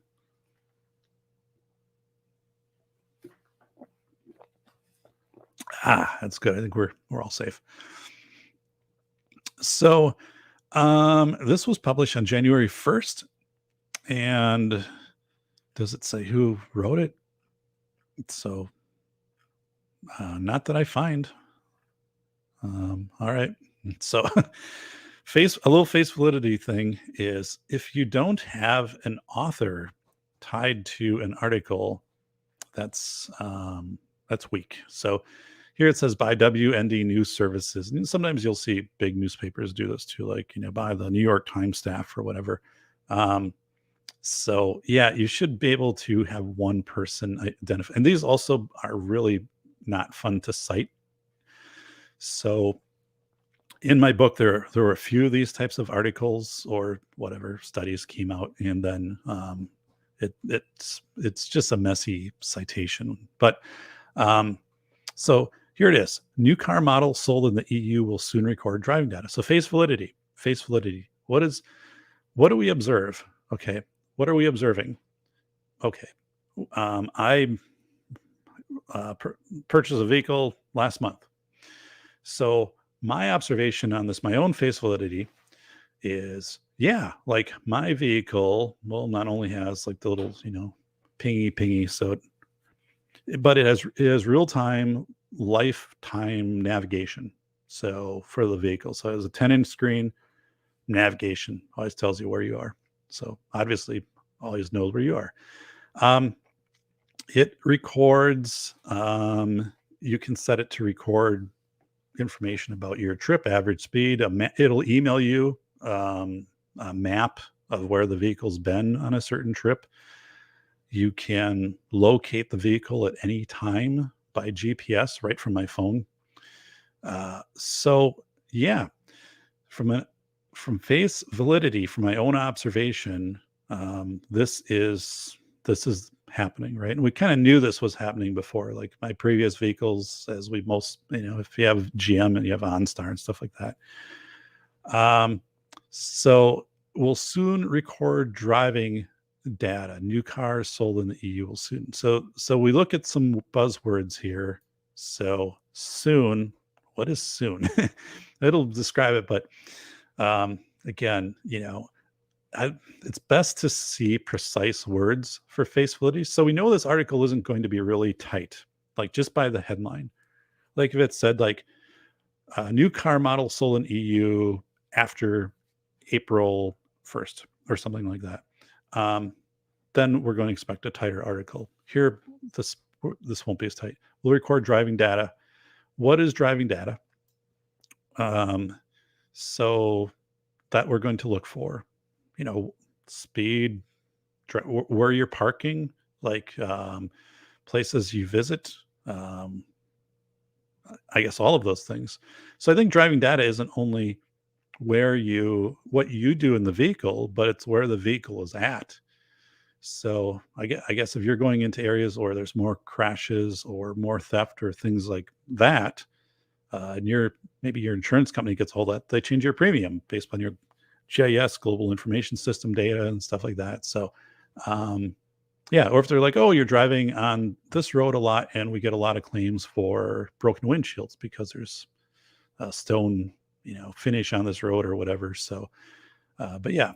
And then here it says information can be accessed in the event of a crash. I think that happens now already. Like on most of these vehicles, they have the quote unquote kind of black box thing. So I don't think that's new. But so face validity, as we're training our face validity, new car models. I don't know why the word new necessarily is in there. It would kind of seem like, and car models, it kind of, I guess cars sold, I don't know, after whatever date, but driving data. So let's look. So here they got off of Pixabay. So again, from face validity, if we see them pull an image of a tire off of Pixabay, which by the way, I could have taken this. Any of us could have taken this with our phone. And so, Pixabay is free. So there isn't a budget for this. That's on Facebook, which is okay. Like you can do things without a budget, but so this is the picture that they chose. So interesting. So it looks like there's quite a bit of traction still on that tire. It's not a snow tire. So from Breitbart. So again, here's the old 1-2 is here we are, WND, and here's an article from Breitbart. But let's read it. New car models, as well as other road vehicle, as any other road vehicle sold in the EU. Let's get out this Willy Wonka candy thing here on the side. There we go. That's better. Will be required to record technical data such as direction of the steering wheel and vehicle speed so that it can be used in the event of a crash. Okay. The new rule will coincide with the forced introduction of intelligent speed assistance systems for new vehicle models next year. Yikes. That doesn't sound good. Okay. But then we've got this stuff going on. Okay. According to a report by Der Spiegel, the so-called event data recorder, also referred to as a black box, similar to those already found in aircraft, will possibly enable police to understand if an accident was caused by driver error, depending upon the instant. Yikey shnikes. And that's it. So I'll read full story, I guess. Let's keep going. Yeah, thanks for taking me over to Breitbart. So, or here they actually paid for the Getty image. All right, there's a interesting table. So here's the part with insurance companies. Okay.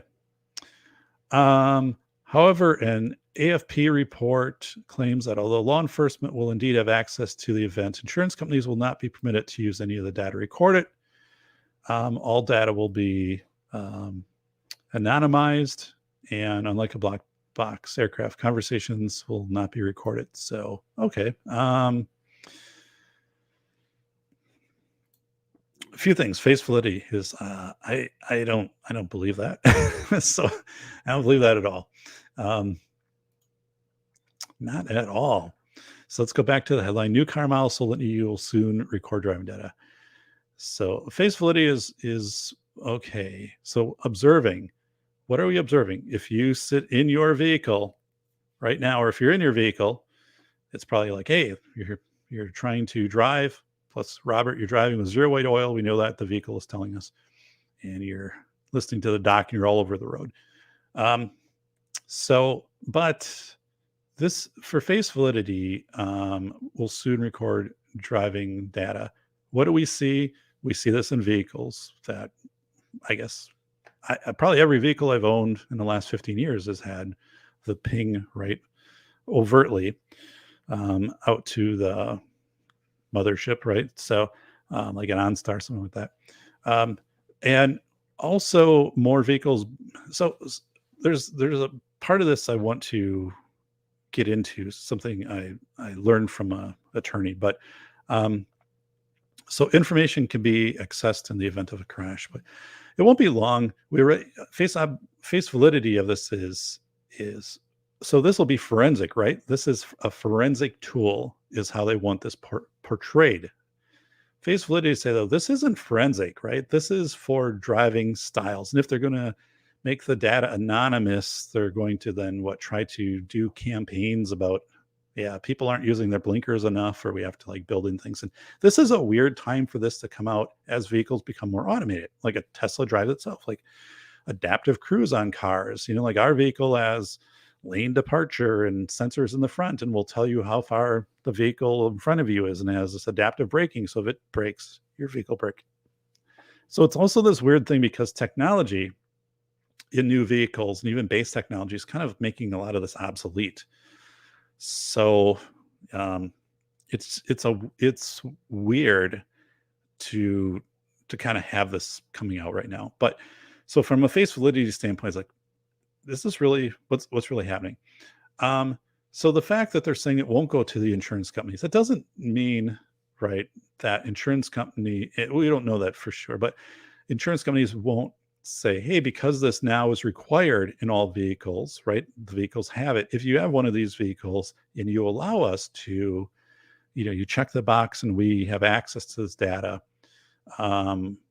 If you, whatever, right? If you're a safe driver, whatever that means, you'll get a discount on your insurance. Like if you're complying in speed limit zones and whatever, like we'll have algorithms, we'll monitor this. And if you do this, like you'll get how much. And some people, not some, I think a lot of people do that.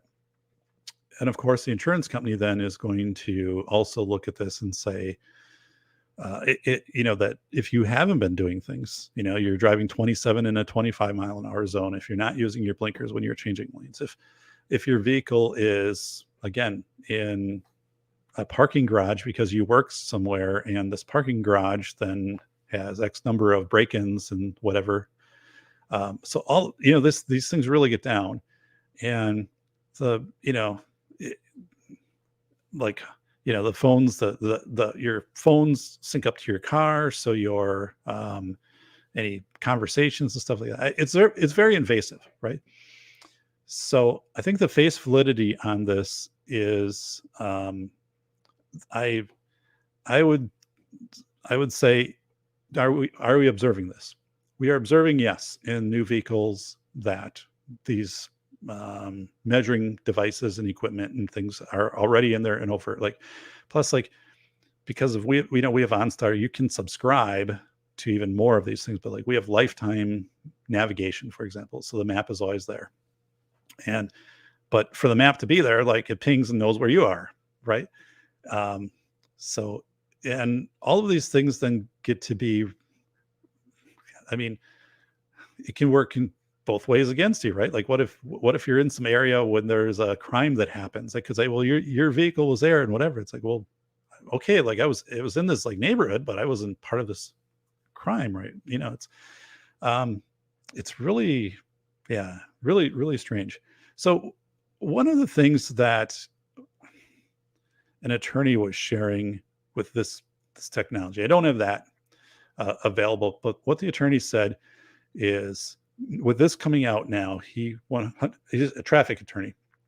He said, 100%, I tell everybody I know, and I've done it myself. This guy said, I have installed a camera that is in the front of my car, front facing and then rear facing, and records. It uploads like real time to whatever a server he has, and has an SD card, and then also records voice.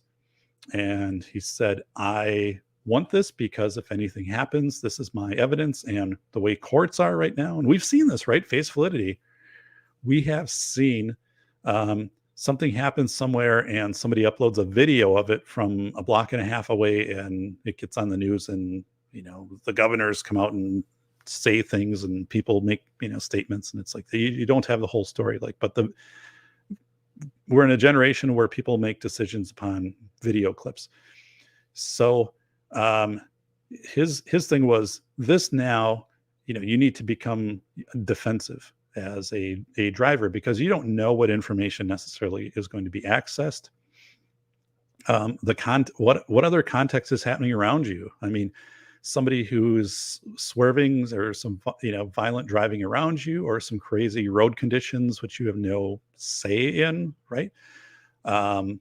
There are so many factors of what is happening. Is a severe weather event or whatever. But so again, what he is saying is, okay, this has come out from face validity, and now you are being observed, right? There's no doubt about it. Like, your vehicle's being tracked. I mean, right now, I could go on my phone, or like General Motors could go, or they could contact the police, and they say, where is this vehicle? And boom. I mean, I could track, I knew where the vehicle was as it was coming to us. Like, they would never like zone it in close enough, because they don't want people to try to drive and meet up with their vehicle on route. But yeah, so, but this has changed my thinking, right? Like, it has me looking into the technology of recording recording the vehicle as you're driving. So every time you go, and like the attorney said, if anything happens, I want to have now, because this information is being gathered, and you don't know exactly what is being gathered, and all of that, but I want to have this. And I guess it wouldn't necessarily have the speed and stuff, although if you had video, and someone on your side, quote unquote, looked at that, they'd be able to look at markers and whatever and determine speed. But yeah, so I don't know. It's something So the face validity, again, the face validity comes back to observation. Observation. Are we observing this? And yes, we are observing this in vehicle. It's a selling point, right? I mean, it's not covert. I mean, now the big thing is like teen driver. So we have that feature in our vehicle because we do have a teen driver.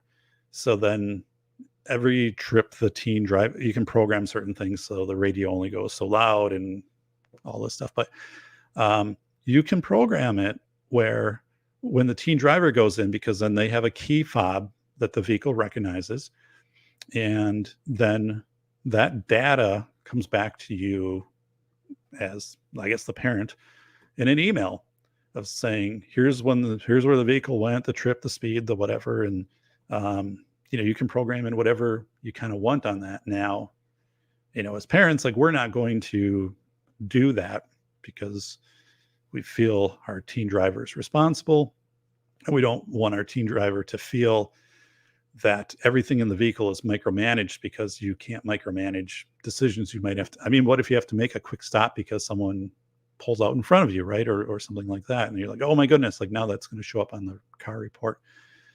So the thing with this too is, from face validity is, there's no question, there's no part of this asking people, how would this impact you as a driver? Like, how might this change your driving habits? And I know, like, questions, surveys and stuff. So you'd have to actually kind of study that, observe that.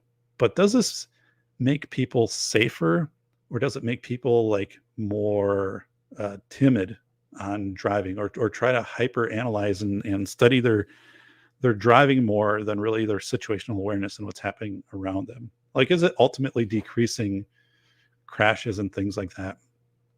So I know one of the things, like, is if we don't use our blinker and we have lane departure on in the vehicle, then it kind of fights you on the steering wheel a little bit, lets you know, like, oh, you're departing your lane. So, but you can press the button, turn that off. But yeah, so it is. So from a face validity, and then also obviously, the new vehicles having the upload your Android Auto or Apple CarPlay, that it's already taking data from all of those things. So yeah, again, I think one of the things in that article that right here, where it said insurance companies, well, it's going to be anonymous, but it really isn't going to be anonymous, right? Because you're still, for this to have value, you would need to know, like, the regions the vehicles are in, the roads that they're going on, and kind of pinpoint down their start and end points. I mean, it is still you.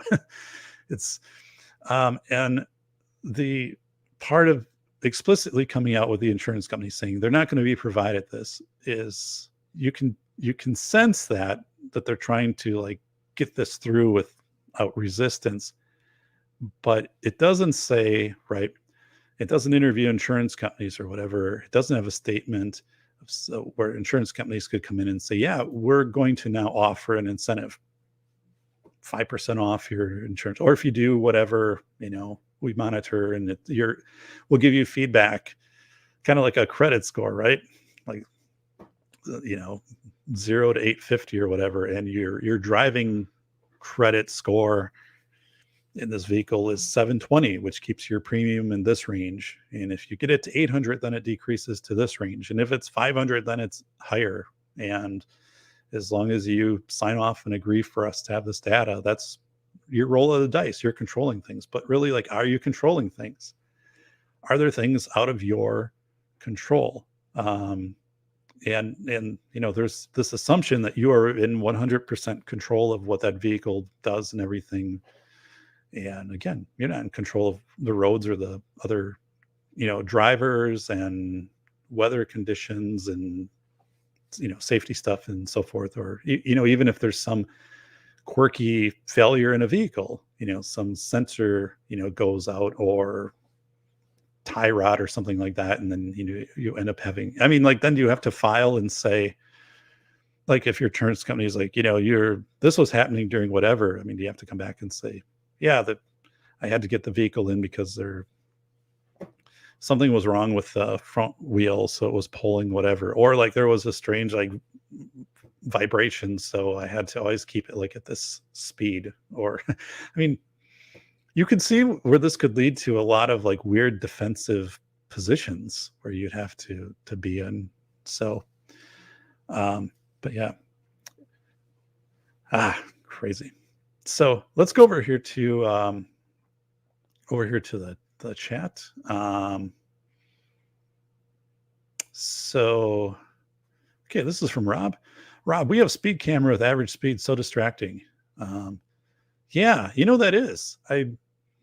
I've noticed we have a community near us, and as you go into the community, they have this big radar, and or not, I don't know how big the radar is, but there's a big sign with your speed on it. It's big, and it's off to the side, and then it gives like the speed limit. But so as you're coming into this community, and then it's residential on both sides, like you're focused on the sign and you're not focused on the road, and like people maybe it is this weird distracting thing.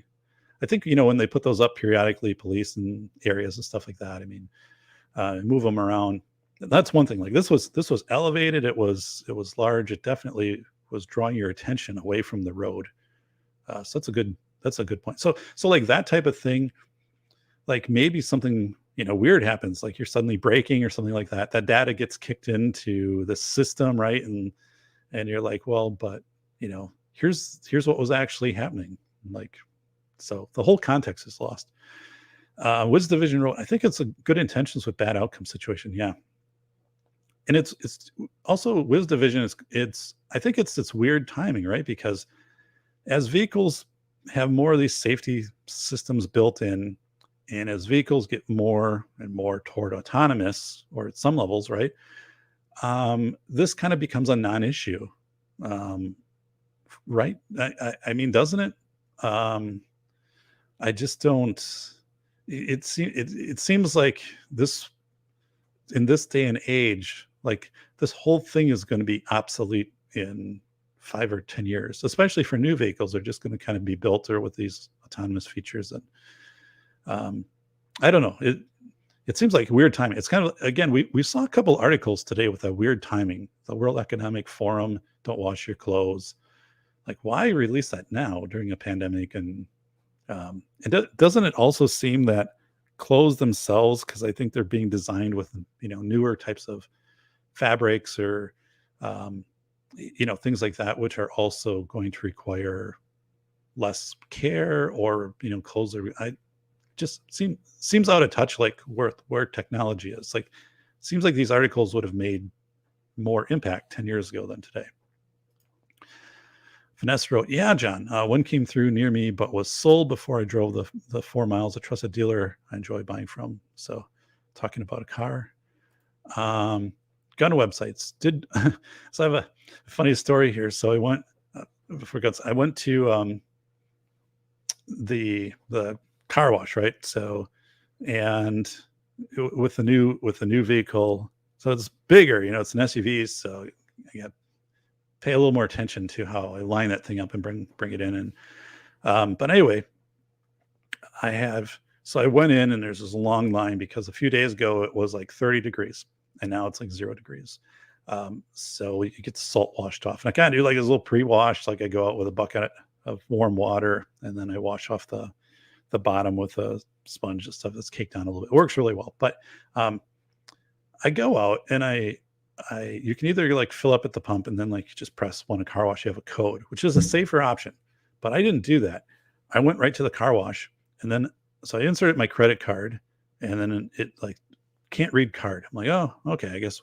So I inserted the next credit card, same deal. And I'm like, oh, this is not good. Like, I'm down to one credit card, and if this doesn't work, I got a line of like 8 people behind me. There's no backing out. I'm like, what? I mean, I'm trying to figure out what the hell am I going to do with this. So thankfully, though, like the third one, it read. So I'm looking, I'm like, this thing isn't manipulated anyway. Like, there's no overlay, like someone's trying to hack my stuff. And no, but yeah, I was pretty nervous because I'm like, okay, it's like the whammy, no whammy. And I'm like, yes.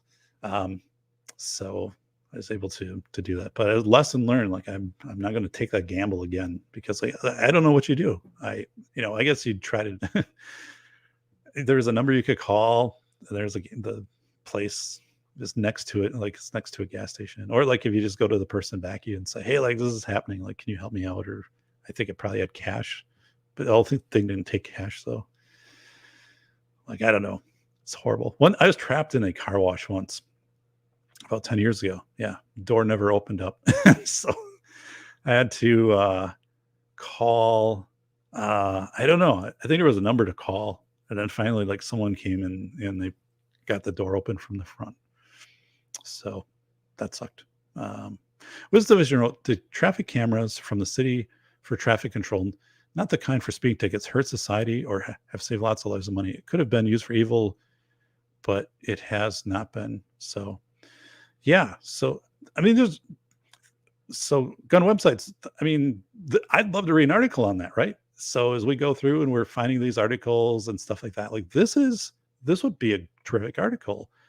And so, yeah, this is where we should be going in, the impact of traffic cameras. Now it's interesting too, right? Because what is it, like Philadelphia and some other cities are saying they're not prosecuting like red light violations and stuff like that anymore. So at what point do you does your public defenders and things like that change the prosecution, the law, so then these things really don't have an impact? But would they still have an impact if that information went to insurance companies? I don't know. So before we keep going here, so yeah, I mean, so please subscribe and give a thumbs up here to the doc. We're at 19 thumbs up. Yeah, subscribe and share. It is Face Validity's Friday, and then also Mondays for the Safety Doc podcast. So appreciate that very much. So SAS is going out to shovel. So take care, buddy.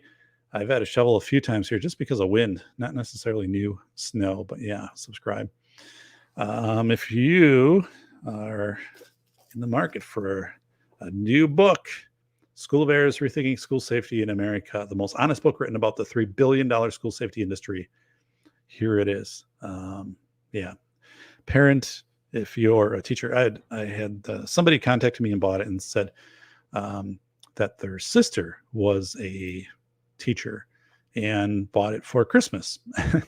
and then their sister was like, wow, like, don't hear this about the education, right, community and being a teacher, like some of the reasons we're asked to do things and what makes sense and what doesn't. John Rice says, hope you get a good one, Vanessa. Let's keep going here. So Zippy wrote, enforcing laws costs a great deal. You can only handle so many laws before you're devoured by cost. Yeah, absolutely. So there was back in March of 2020, the Bellevue, Washington Police Department, and let me bring that up, by the way. This was the one image that was not allowed to be in my book. So the one they said, no, we can't do that. So I'm going to bring this up. So yes, let's do this. So again, Zippy wrote, enforcing laws costs a great deal. You can only handle so many laws before you are devoured by cost. So I'm going to, that's a screen capture. Okay. And, WisDivision is dipping out too. Have a great afternoon. Thank you, WisDivision. Thank you. Have a great day, buddy. So this is Bellevue, Washington. This was March 31st, 2020. So on their website, they had a tool so you could report stay-home violations. And you had a map down here. This was a Google Maps. As you click through here, you could drag over like somebody's residence and you could write a description and you could also upload photos. There's a few things with this. One is like, your police force is already dwindling at this point because it's the start of the pandemic. People are being put on leave. They're being limited shifts because you don't want a congregation of police or emergency force to be together and suddenly they test positive. Now you lose all of them. So as Zippy said, when you do stuff like this, and you're trying to investigate, hundreds of people submitting these things, it overwhelms the system, and your police need to be working on essential, things like crashes and other emergency events versus stuff like this. So this overwhelmed it. It basically collapsed, and they took it down. Plus, people from out of town came in and started to try to report people. So if this is just a 504 or a 404 notice if you go there today, but kind of interesting. So John Rice wrote, I drive 10% slower than after rebuilding my transmission. So yeah. Yep. I drive pretty easy. I'm pretty easy going. And my vehicles, I get treated pretty well. I'm not revving around. Vanessa wrote, a great read on last chapter now, math teacher. So thank you, Vanessa. Yeah. And so, yep, you're in the home stretch on the last chapter.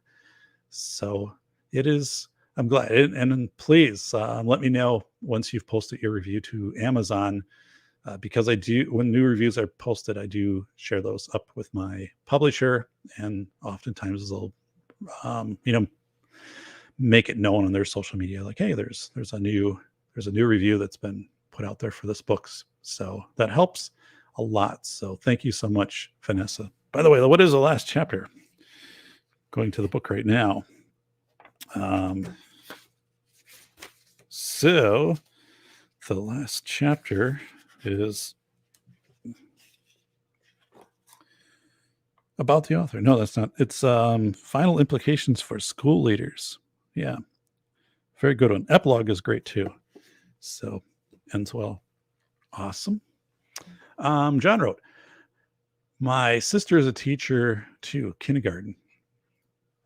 Yeah, and it's in school safety, School of Errors, and then it pairs really well to the PBS presentations that I did. But School of Errors, people in schools don't realize, because they haven't been told this, right, that there are other options than these traumatizing drills or like bollards or stuff like that, of how money could be spent or discussions could have. It's usually like just one side is what they have, and things, have you ever been to a meeting in school, and when you get done, the administrator gives everybody, a Post-it note. It says, hey, on the way back to your classroom or whatever, I want you to put the Post-it note on the AED that you pass on your way there. Or if you don't pass one, like find one that's close by and put the Post-it note on the AED box.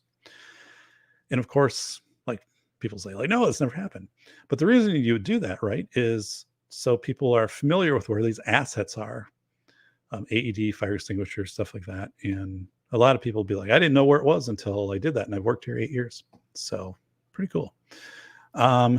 Vanessa, 8 through 12, mostly college courses. So yeah, I have a college course that starts, opens on Monday, started up next week. So I got it ready to roll. So it is, in fall, I teach in person, and spring, I teach online. In the online class, they did an update on the system. So it messed up all of my stuff. I had to rebuild it. And I couldn't figure out what was going on. I knew something, I guessed it was an update, but then finally I was like, here's exactly the issue. So, which just consumed a lot of time. See you, Wisdom. Thanks for stopping by. Tim Pool got swatted last. Yeah, I saw that. So John, does that, if I interpret that right, does that mean then that like people came to his house, like law enforcement came to his residence or wherever he was recording? Because I think that's the interpretation, right? And if you can clarify that, John, I'd appreciate that. But yeah, I heard about that with Tim Pool. We had a block down from us about 15 years ago. We had like numerous, police cars and, show up and the street was blocked off and just everything, like the entire block was shut down. And it was a, a teenage kid who was a video game, and like over a live chat with someone, and somebody from a completely different state like called in that this kid was threatening or something, and which he wasn't. This was false. But it was crazy because I remember this. I mean, there had to be 20, 30 emergency vehicles in this whole area shut down again about 15 years ago, and then it came out that this was a swatted thing. And I think somebody just in this group that this kid was participating in, he really didn't even know, like found out his address and then called this stuff in, and it was pretty scary. So Zippy wrote, average out speeds target people WAP consistently or won't consistently drive well. Give them a yearly pay of money. Many will be happy.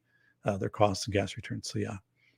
So yeah, a lot of people I think will opt in, Zippy, to these types of programs. And are they necessarily, good or bad?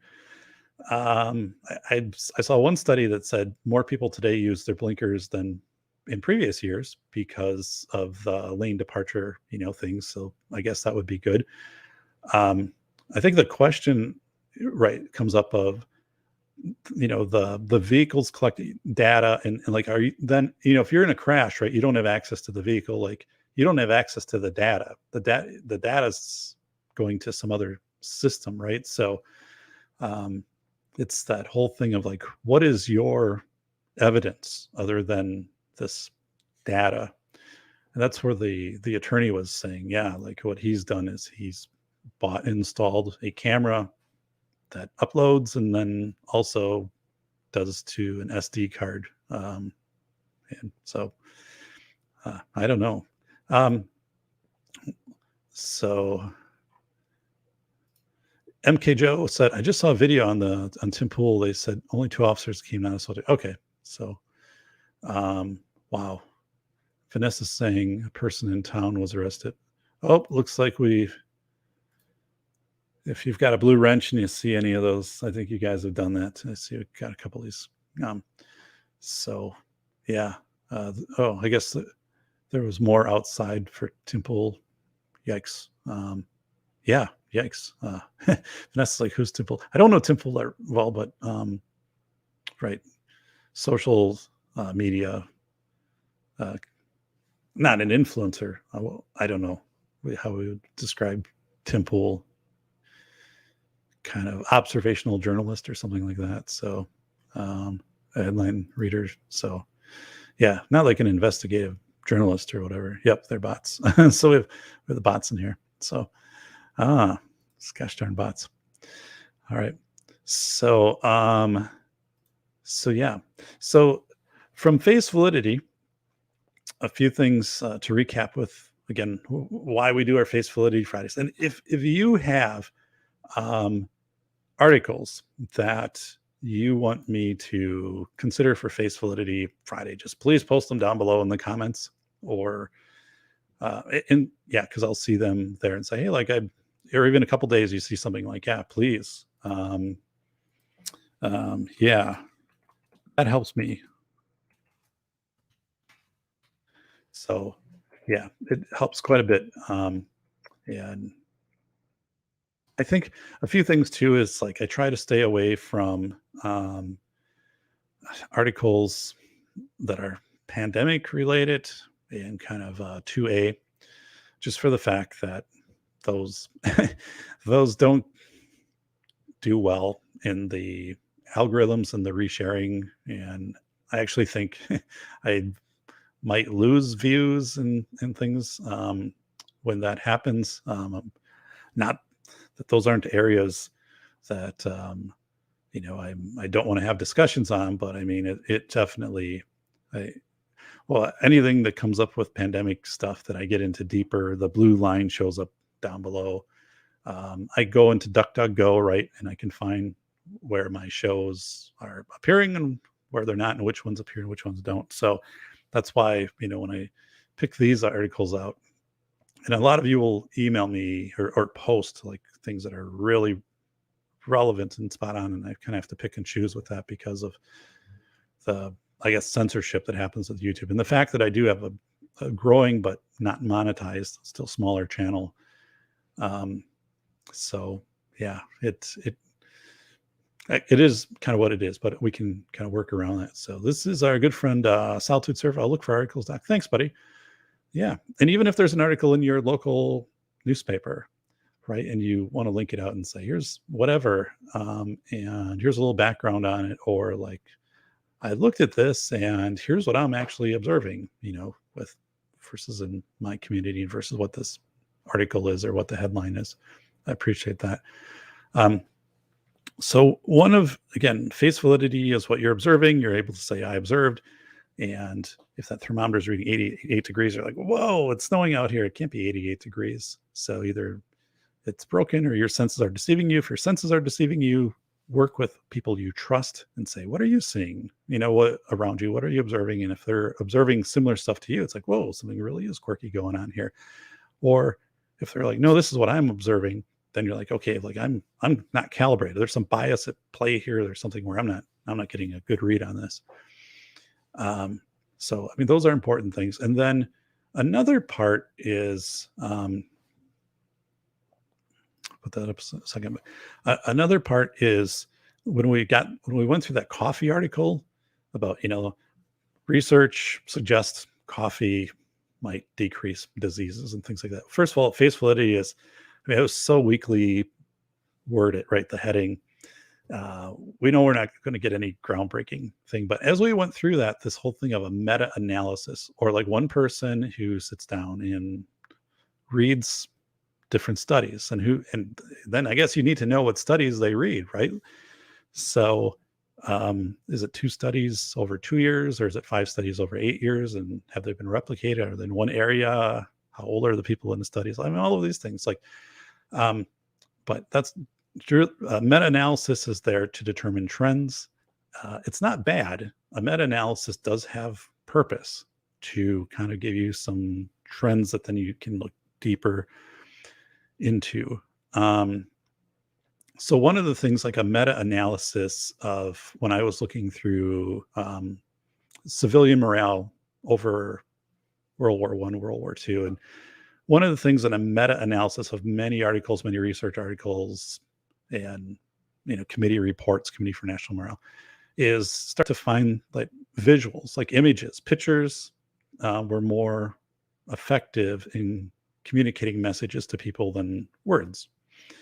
So that was a meta-analysis. Like I was pulling this and saying, a lot of these seem to be going heavy on visuals. And then, okay, so then I could go in and dig deeper. So the meta-analysis there was visuals, communicate with visuals during chaotic times. So that, and again, then drill down into studies. So so you'll either have people do like an opinion piece, which really has nothing in it. It just fills up space. Or you might get a meta-analysis where it sounds like there's some groundbreaking study, but it really is just one person. And it could be a prominent doctor, right? But who's looking at some things and making some observations of saying, here's basically what she's saying is, here's an area we should research more. Like we should dig into this. Will anybody do that? Probably not. But yeah, it is just, meta-analysis is pretty weak. Person who gets mad at the news every day. So when I had a roommate in college, Nate, and he would just get angry at the news and commercials. So, and talking about a 20-year-old guy, like just angry. I guess I can't stand the news. Those of you that know me, and I absolutely, the ABC News with David Muir at night drives me absolutely crazy. I only watch it for kind of a scientific purpose, right? I measure the number of seconds things get covered. And for example, like how many seconds for the, fires out in the Superior, Colorado area, where like 1,000 homes were destroyed, like breaking news and all of this. And, it gets like 27 seconds worth of coverage or something like that versus whatever. So you can really tell if you start to time things out in the sequence they're presented, and then also the number of seconds that it's like, oh, well, here's their priority. Here's what they're trying to convey to you versus like face validity. Like, I'm like, whoa, like this would seem to me that this should be warranting much greater attention, right? Um, how are we, not only that, but, Kentucky was a very short, the tornado through Kentucky was very short lived in the media, but the 1,000 homes destroyed, and the fact then that those people went from having their homes destroyed to having snow come in like 48 hours later. So they're not only displaced, but now everything is cold and stuff like that. And but I started to do that, and it's amazing. Just you're for your own, just watch the news and just do the I don't know, almost stopwatch type thing, but on your phone, and take articles or what they cover, and you're going to see everything from 10 seconds to maybe 2 minutes might be, but look and say, but boy, like this seems like this should have, we should be giving more attention to this. Like, why are we not giving more attention? I thought yesterday was from a face validity standpoint. So pretty much everything yesterday, right, was January 6th, 2021 for all your major media.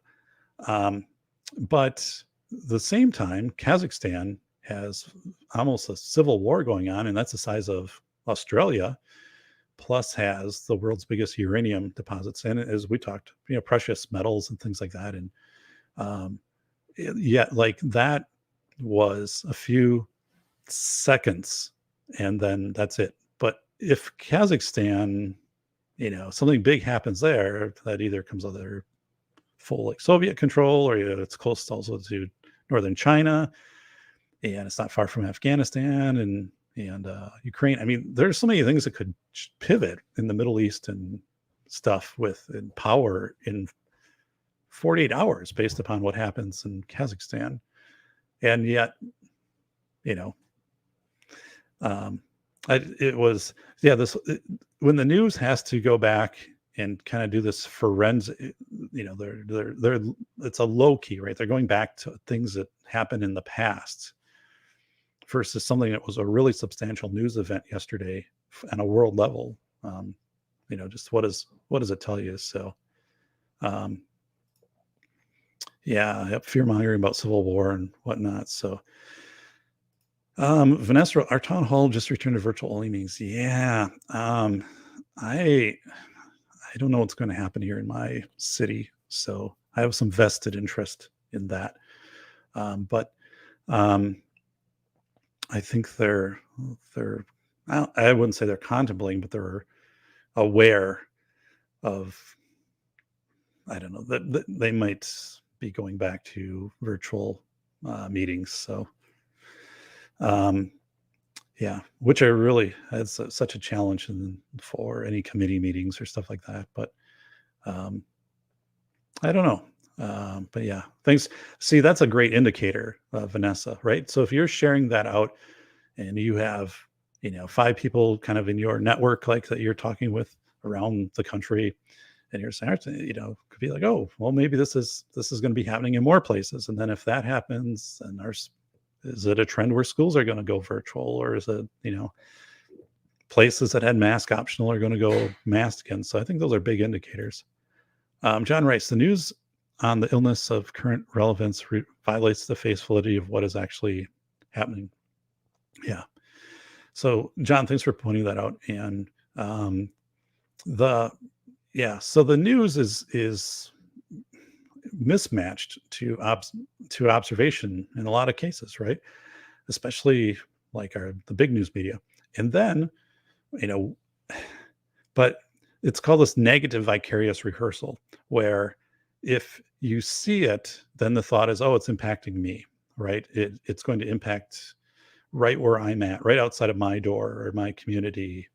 And typically, that's not the case, or at least not the way that the media portrays it, but they try to whip it up into that. Vanessa, many people around me are currently sick than ever happened in 2020. I've kind of noticed that too, Vanessa. Like, I have some neighbors who have been ill for the last like couple weeks. So I went down to see one of my neighbors, and I like he saw me walking up to the house, and like he stood in his doorway and say, I haven't been feeling well. And he's like younger than I am, I think. And so I'm like, oh, sorry. John mass make people sick, according to several studies, including a good Japanese study. So there was something in the velocity of information that you'll read about, right? Is just saying we never, when people had to go masked and right to get into buildings and stuff like that, um, if it was a bandana, if it was a coffee filter and a rubber band, or if it was a N95, or if it was whatever, and then Etsy, was selling a million masks. And what Etsy did post up above those, they said, our sellers cannot indicate that these are medical grade. But, so the thought would be someone would put this over a medical grade mask. But mostly, if you just saw people in public, they just had it as a fashion accessory. But yeah, I mean, right, that didn't make face validity sense at all. Like what we were observing, right? I remember shopping at a big box store, and the cashier had on some like bandana, but it was like totally open on the bottom, and it was just a bandana. And I'm like, okay, like that just seems like from a PPE standpoint what's the efficacy of that? Like, I have no idea. What's the study on a bandana that is open on the bottom? I mean, she looked like she was from the Wild West, like an 1880s cashier. So nice person. I was just like, that seems kind of weird. Or like that your employer here isn't supplying a certain mask everybody should wear for inter-rater reliability, that they know then that how effective it is because they've tested it and then their employees are wearing. But it's really weird. John wrote, people eat crap food, don't exercise, get little vitamin D and vitamins. In general, it creates illness. The train is everything. Yeah. Drew Bay has a lot about that. So he is a fitness expert. So Drew Bay was on my show too. So yeah.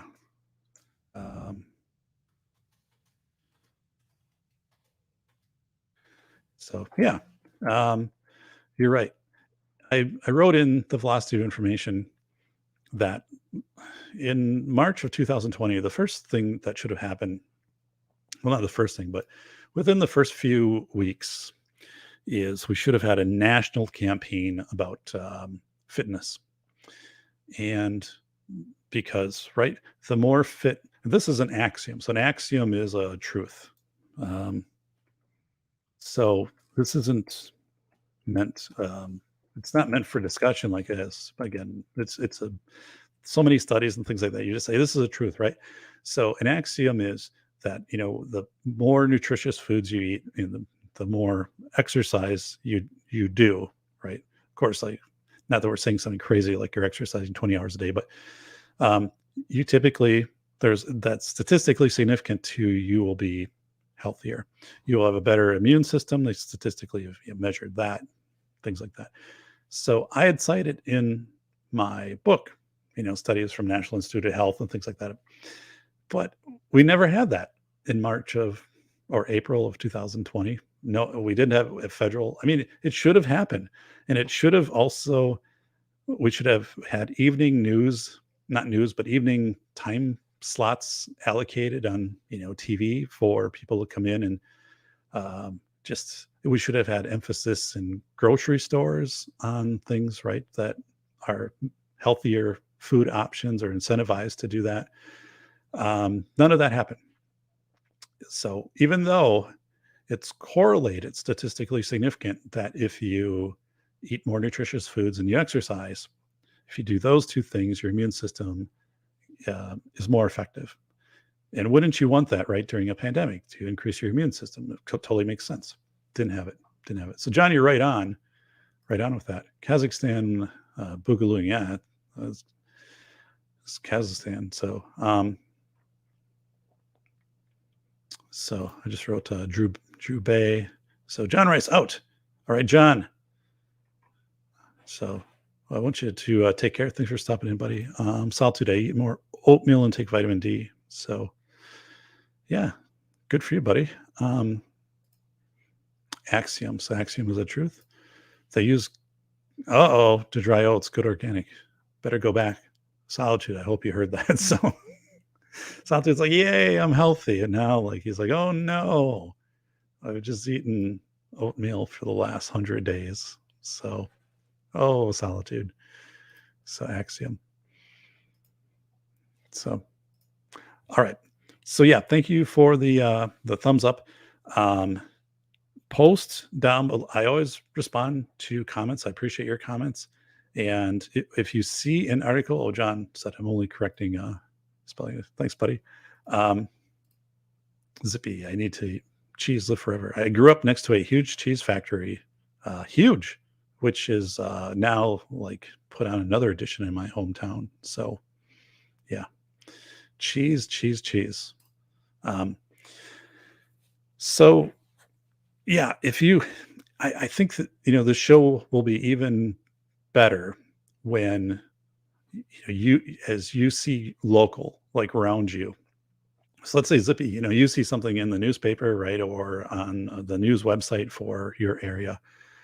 And you're like, I'm not sure about this, or whatever, like, because what I'm observing or how this impacts me. And so like, boom, you send me the link and, send a sentence or two and say like, okay, here's what I actually observed versus like what this said. Or even if it's just like a quirky link, like from your area, because then it gets, more localized, like more organic. We use ourselves as a member check network. The value in this, again, phase validity, we don't hear enough about phase validity and honing these skills. But it is so important to go beyond the headlines and to really understand what is happening. So that's one of the reasons today I wanted to get into meta-analysis. So as you recognize, you can say, boom, it's a meta-analysis, which isn't bad, but it's not really deep research. And yeah, asking those questions. And so Zippy wrote, frozen in a block of cheese like Han Solo. Yeah, I remember when Han Solo was frozen. Chewie was very sad when that happened. So gun websites, it might be easier to talk folks into buying a new fashion statement that doubles the virtue signal and talk them into working out regularly and eating better. Yeah, you're right. You're right on. And that's why on Etsy, I think the masks were very prevalent, right? And as we saw sports teams. I mean, it didn't take long, and we like, hey, here's your Green Bay. You can go on the Green Bay Packer website right now and order a Green Bay Packer face mask, right? Like UW-Madison, where I graduated, you can order a face mask. So if you can put it as fashion, but it doesn't seem that it's a really good point here. Gun websites. This is great face validity. There isn't a crossover between fashion and effectiveness. No one is selling a fashion N95 mask. Even though like it seems it would make sense to do that, right? Like you'd market this as not only fashion, but then also having this. But then you get some liability if you have to do like the efficacy with it and stuff like that. But you're right on. Like the two of those should couple. Like they should be together. Fashion plus effectiveness, and we don't see that. So that's a really cool observation. And I wrote about it in Velocity of Information, not quite as articulate as how you kind of summarized it right there, but yeah. And then if people are like, hey, like I'm going to support my sports team, or I'm going to support whatever, or my bald eagle mask, or whatever it is, branding, and then yeah, go for it. John Rice said, face validity is the only way to defeat propaganda. It seems it is. You got to get good at it, because the headline stuff is crazy. Like people are hardwired. Back during War of the Worlds, so I wrote about this in Velocity of Information, 1938, and the Orson Welles, and it was Martians are invading the Earth, right? And people heard the radio play, and several people who heard this immediately called that was 1938, called other people and said, "We're being invaded by Martians. It's on the radio."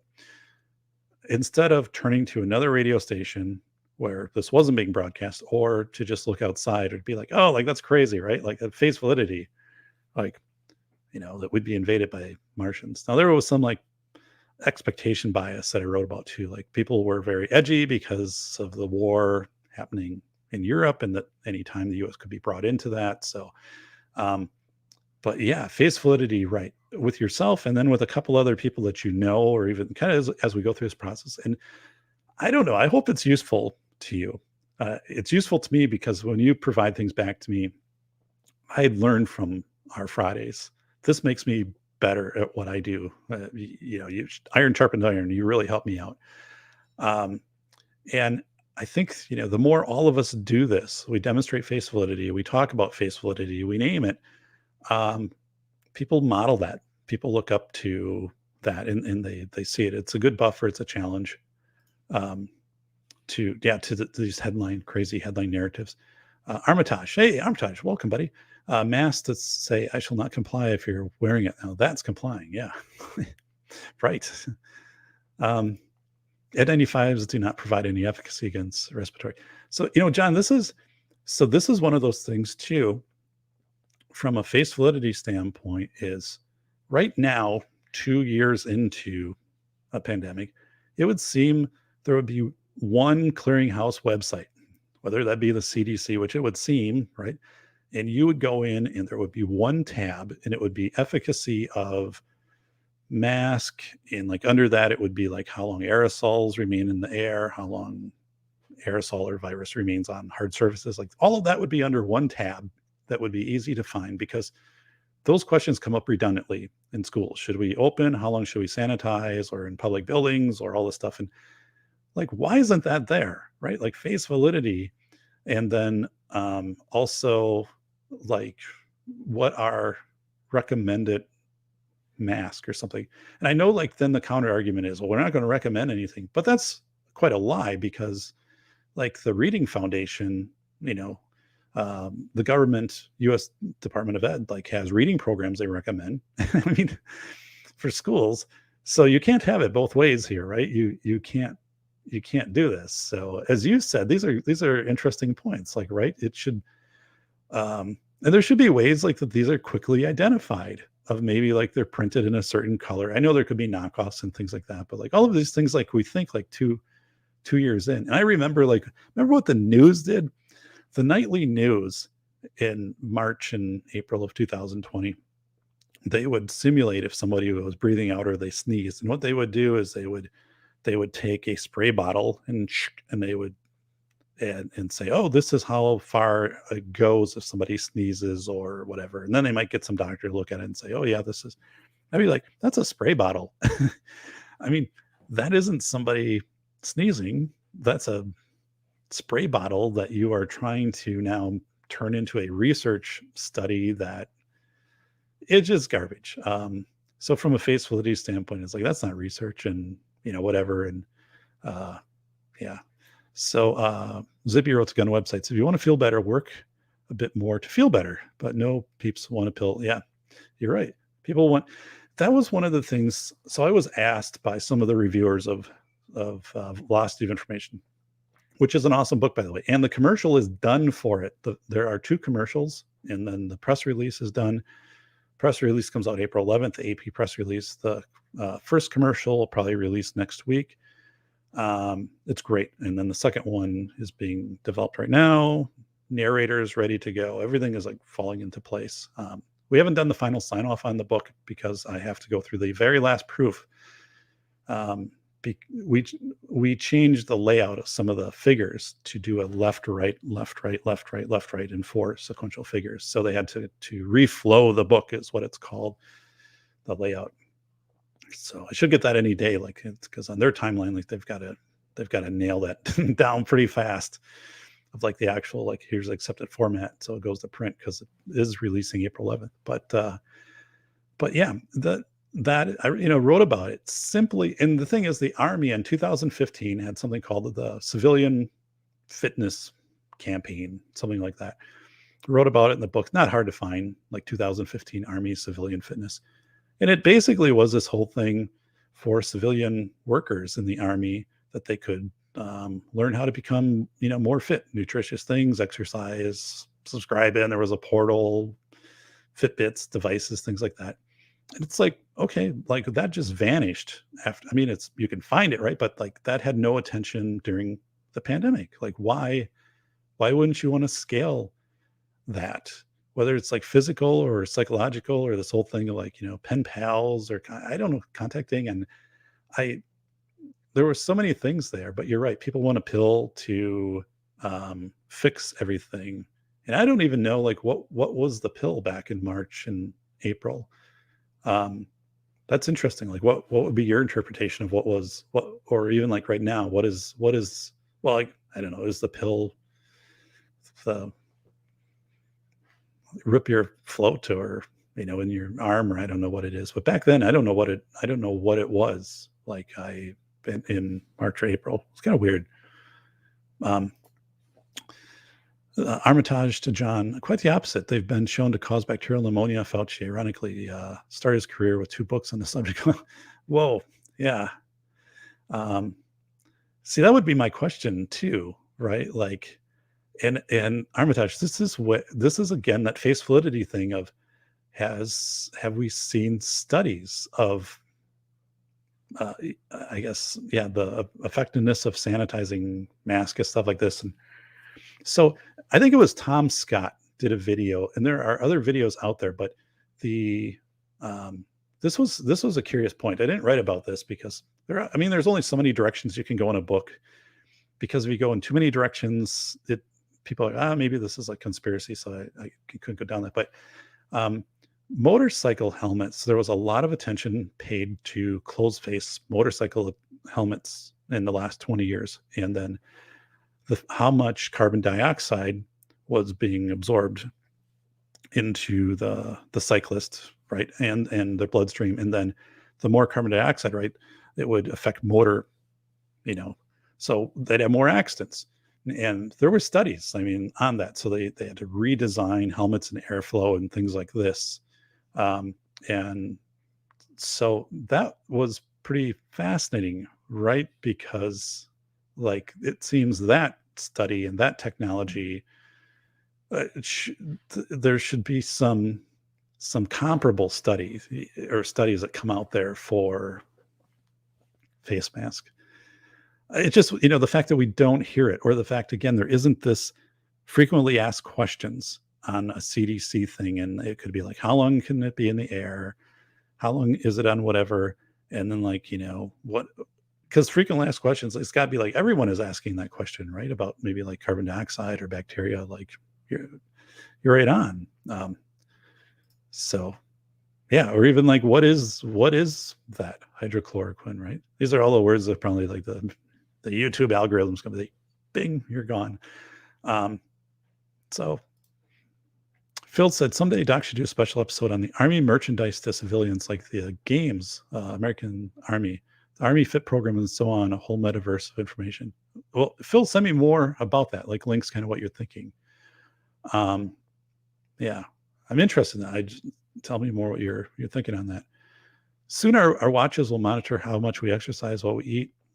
We talked to been record that for, yeah, right. It's interesting. I went in, and I think it was Walmart or something, because I ordered something online that, or I don't know, it's Walmart or Home Depot or something.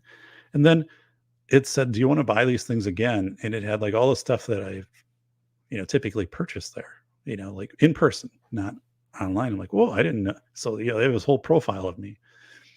And like, yeah, how much movement you have and all of that. And I don't think we're far away from a social credit score or individual credit score. It won't be called a social credit score. It'll be, I don't know what the exact term will be, but it'll be a combination of fitness, our discussions, who we interact with, I guess how we drive, what media we subscribe to, what content we produce, and something's out there. But at some point too, I think there's this whole thing, this conjunction fallacy, which I wrote about. But once you start to link more and more things together, it gets harder to maintain those things. And at some point too, there's going to be a point where a lot of this will just kind of fall in on itself, possibly, right? Gun websites. Real issue, in my opinion, is when folks will be persuaded to demand that our monitored information be used to determine what we get to do and participate in. Yep, which seems like it's kind of there already in some countries. Yeah. And the thing is, as I wrote about in the velocity of information, and this great point on websites, I think more than 50% of the population in the US today would want that. They want to be governed. They want to be told what to do. And also it's this weird competition, this weird badging, which I wrote about in velocity of information. If some people who are subscribing to this and, like they drove safely, or they mowed their lawn, or they made good shopping choices at the grocery store. Do you want to post it on your social media today that your shopping choices for foods were 88 out of 100, which is great? Like, there would be a number of people who would do that. It's, I mean, and that's not hyperbole. There are people who would do that. So it's kind of crazy that, there isn't this big mass of people that you have to convince. I think they're already there. And so, like, when we talk about this in face validity, right off the bat, 30% of people in the United States, and this number is going up. 30% of people, as of maybe 2 years ago, when I had this wrote about in the velocity of information, I wrote that in pretty early in the book. 30% only look at a headline or what they're told to do, don't question it, and just go with it, right? Boom, it's done. Just a headline. 30% of the people. So, all right. Lunch ladies calling. Have a fantastic Friday, all. MK Joe. Thanks, buddy. And Sheeple, John Rice. Yeah. I say if you want slavery, let them have it, but leave me out of it. Laugh out loud. John Rice. So, all right. Well, I am going to bring out some celebration, because I participate in 2 fantasy football leagues. One I've participated in 26 years, and guys I was back in college with. Another one is some former coworkers, and we've kept this team together. And ironically, I made the playoffs in both those leagues. One is the big 12-team league, which is from college, and then a smaller one. I made the playoffs, and I went to the Super Bowl, and I won this last week, the Super Bowl in both of those leagues. So I was the league champ, first time in the one with my coworkers, and the third time in the last 26 years with the other league. And I was 7-7. I would have missed the playoffs if I would have lost one more game. And I ended up having to play like the first place team who had a bye in the standings, who only had 2 losses. And I ended up beating him. And then I got to the championship and I won by 2 points. So yes, yay. And I wasn't going to participate this year because I was just kind of burned out on, just the politics with professional sports and things like that. But I'm like, but for me, it does like kind of shorten my winter, here in Wisconsin to do that. Plus, I know that it's a great group of people that are in the league and stuff like that. So, but here's the celebration. And oh my God, look at this now. Yes. Thank you for the wow. So, and also thank you for this. But yeah,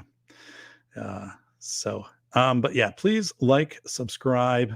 I appreciate it. And also right here, got a little snow. It's in the forecast here in the upcoming week. I hope we get enough so I can use my snowblower.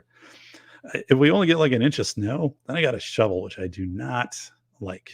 I'd like to fire up the snowblower and throw the snow 40 feet over on the yard and stuff like that. That's fun.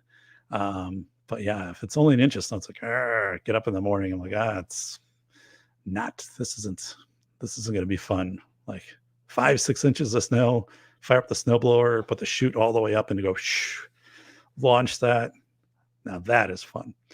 So, well, everybody, it is wow. So wait a second here. Uh,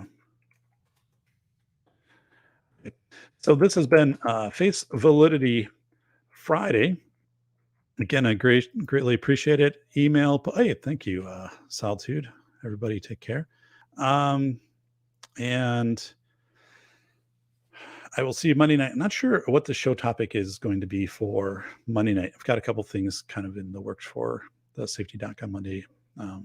But take care. It's cold here. I gotta fire up the fireplace again because it's dropped. It's like 54 down here right now.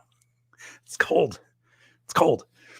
So, all right, John, Sast, MK, Joe, Vanessa, and also looking forward, Bolo. And if you guys have School of Airs, thank you so much for supporting the book and my work in that. It's a book too. Like, I give a side that I've got it. I mean, I'm the vocal person on that side, informing people of where other people aren't going to tell them. So when you leave reviews for the book on Amazon, it helps a lot. And it also, like, you let me know and say, like, Dave, I read this and this part really resonated with me, or like, I like this. I'm like, oh, I love the feedback. I love it. Thank you. Welcome, Rob. Peace out, Robert. Get that zero weight oil in stock because with this cold weather, we are going to need it. And so everybody take care. Have a great Friday. This is your good friend, the Safety Doc, and I am out.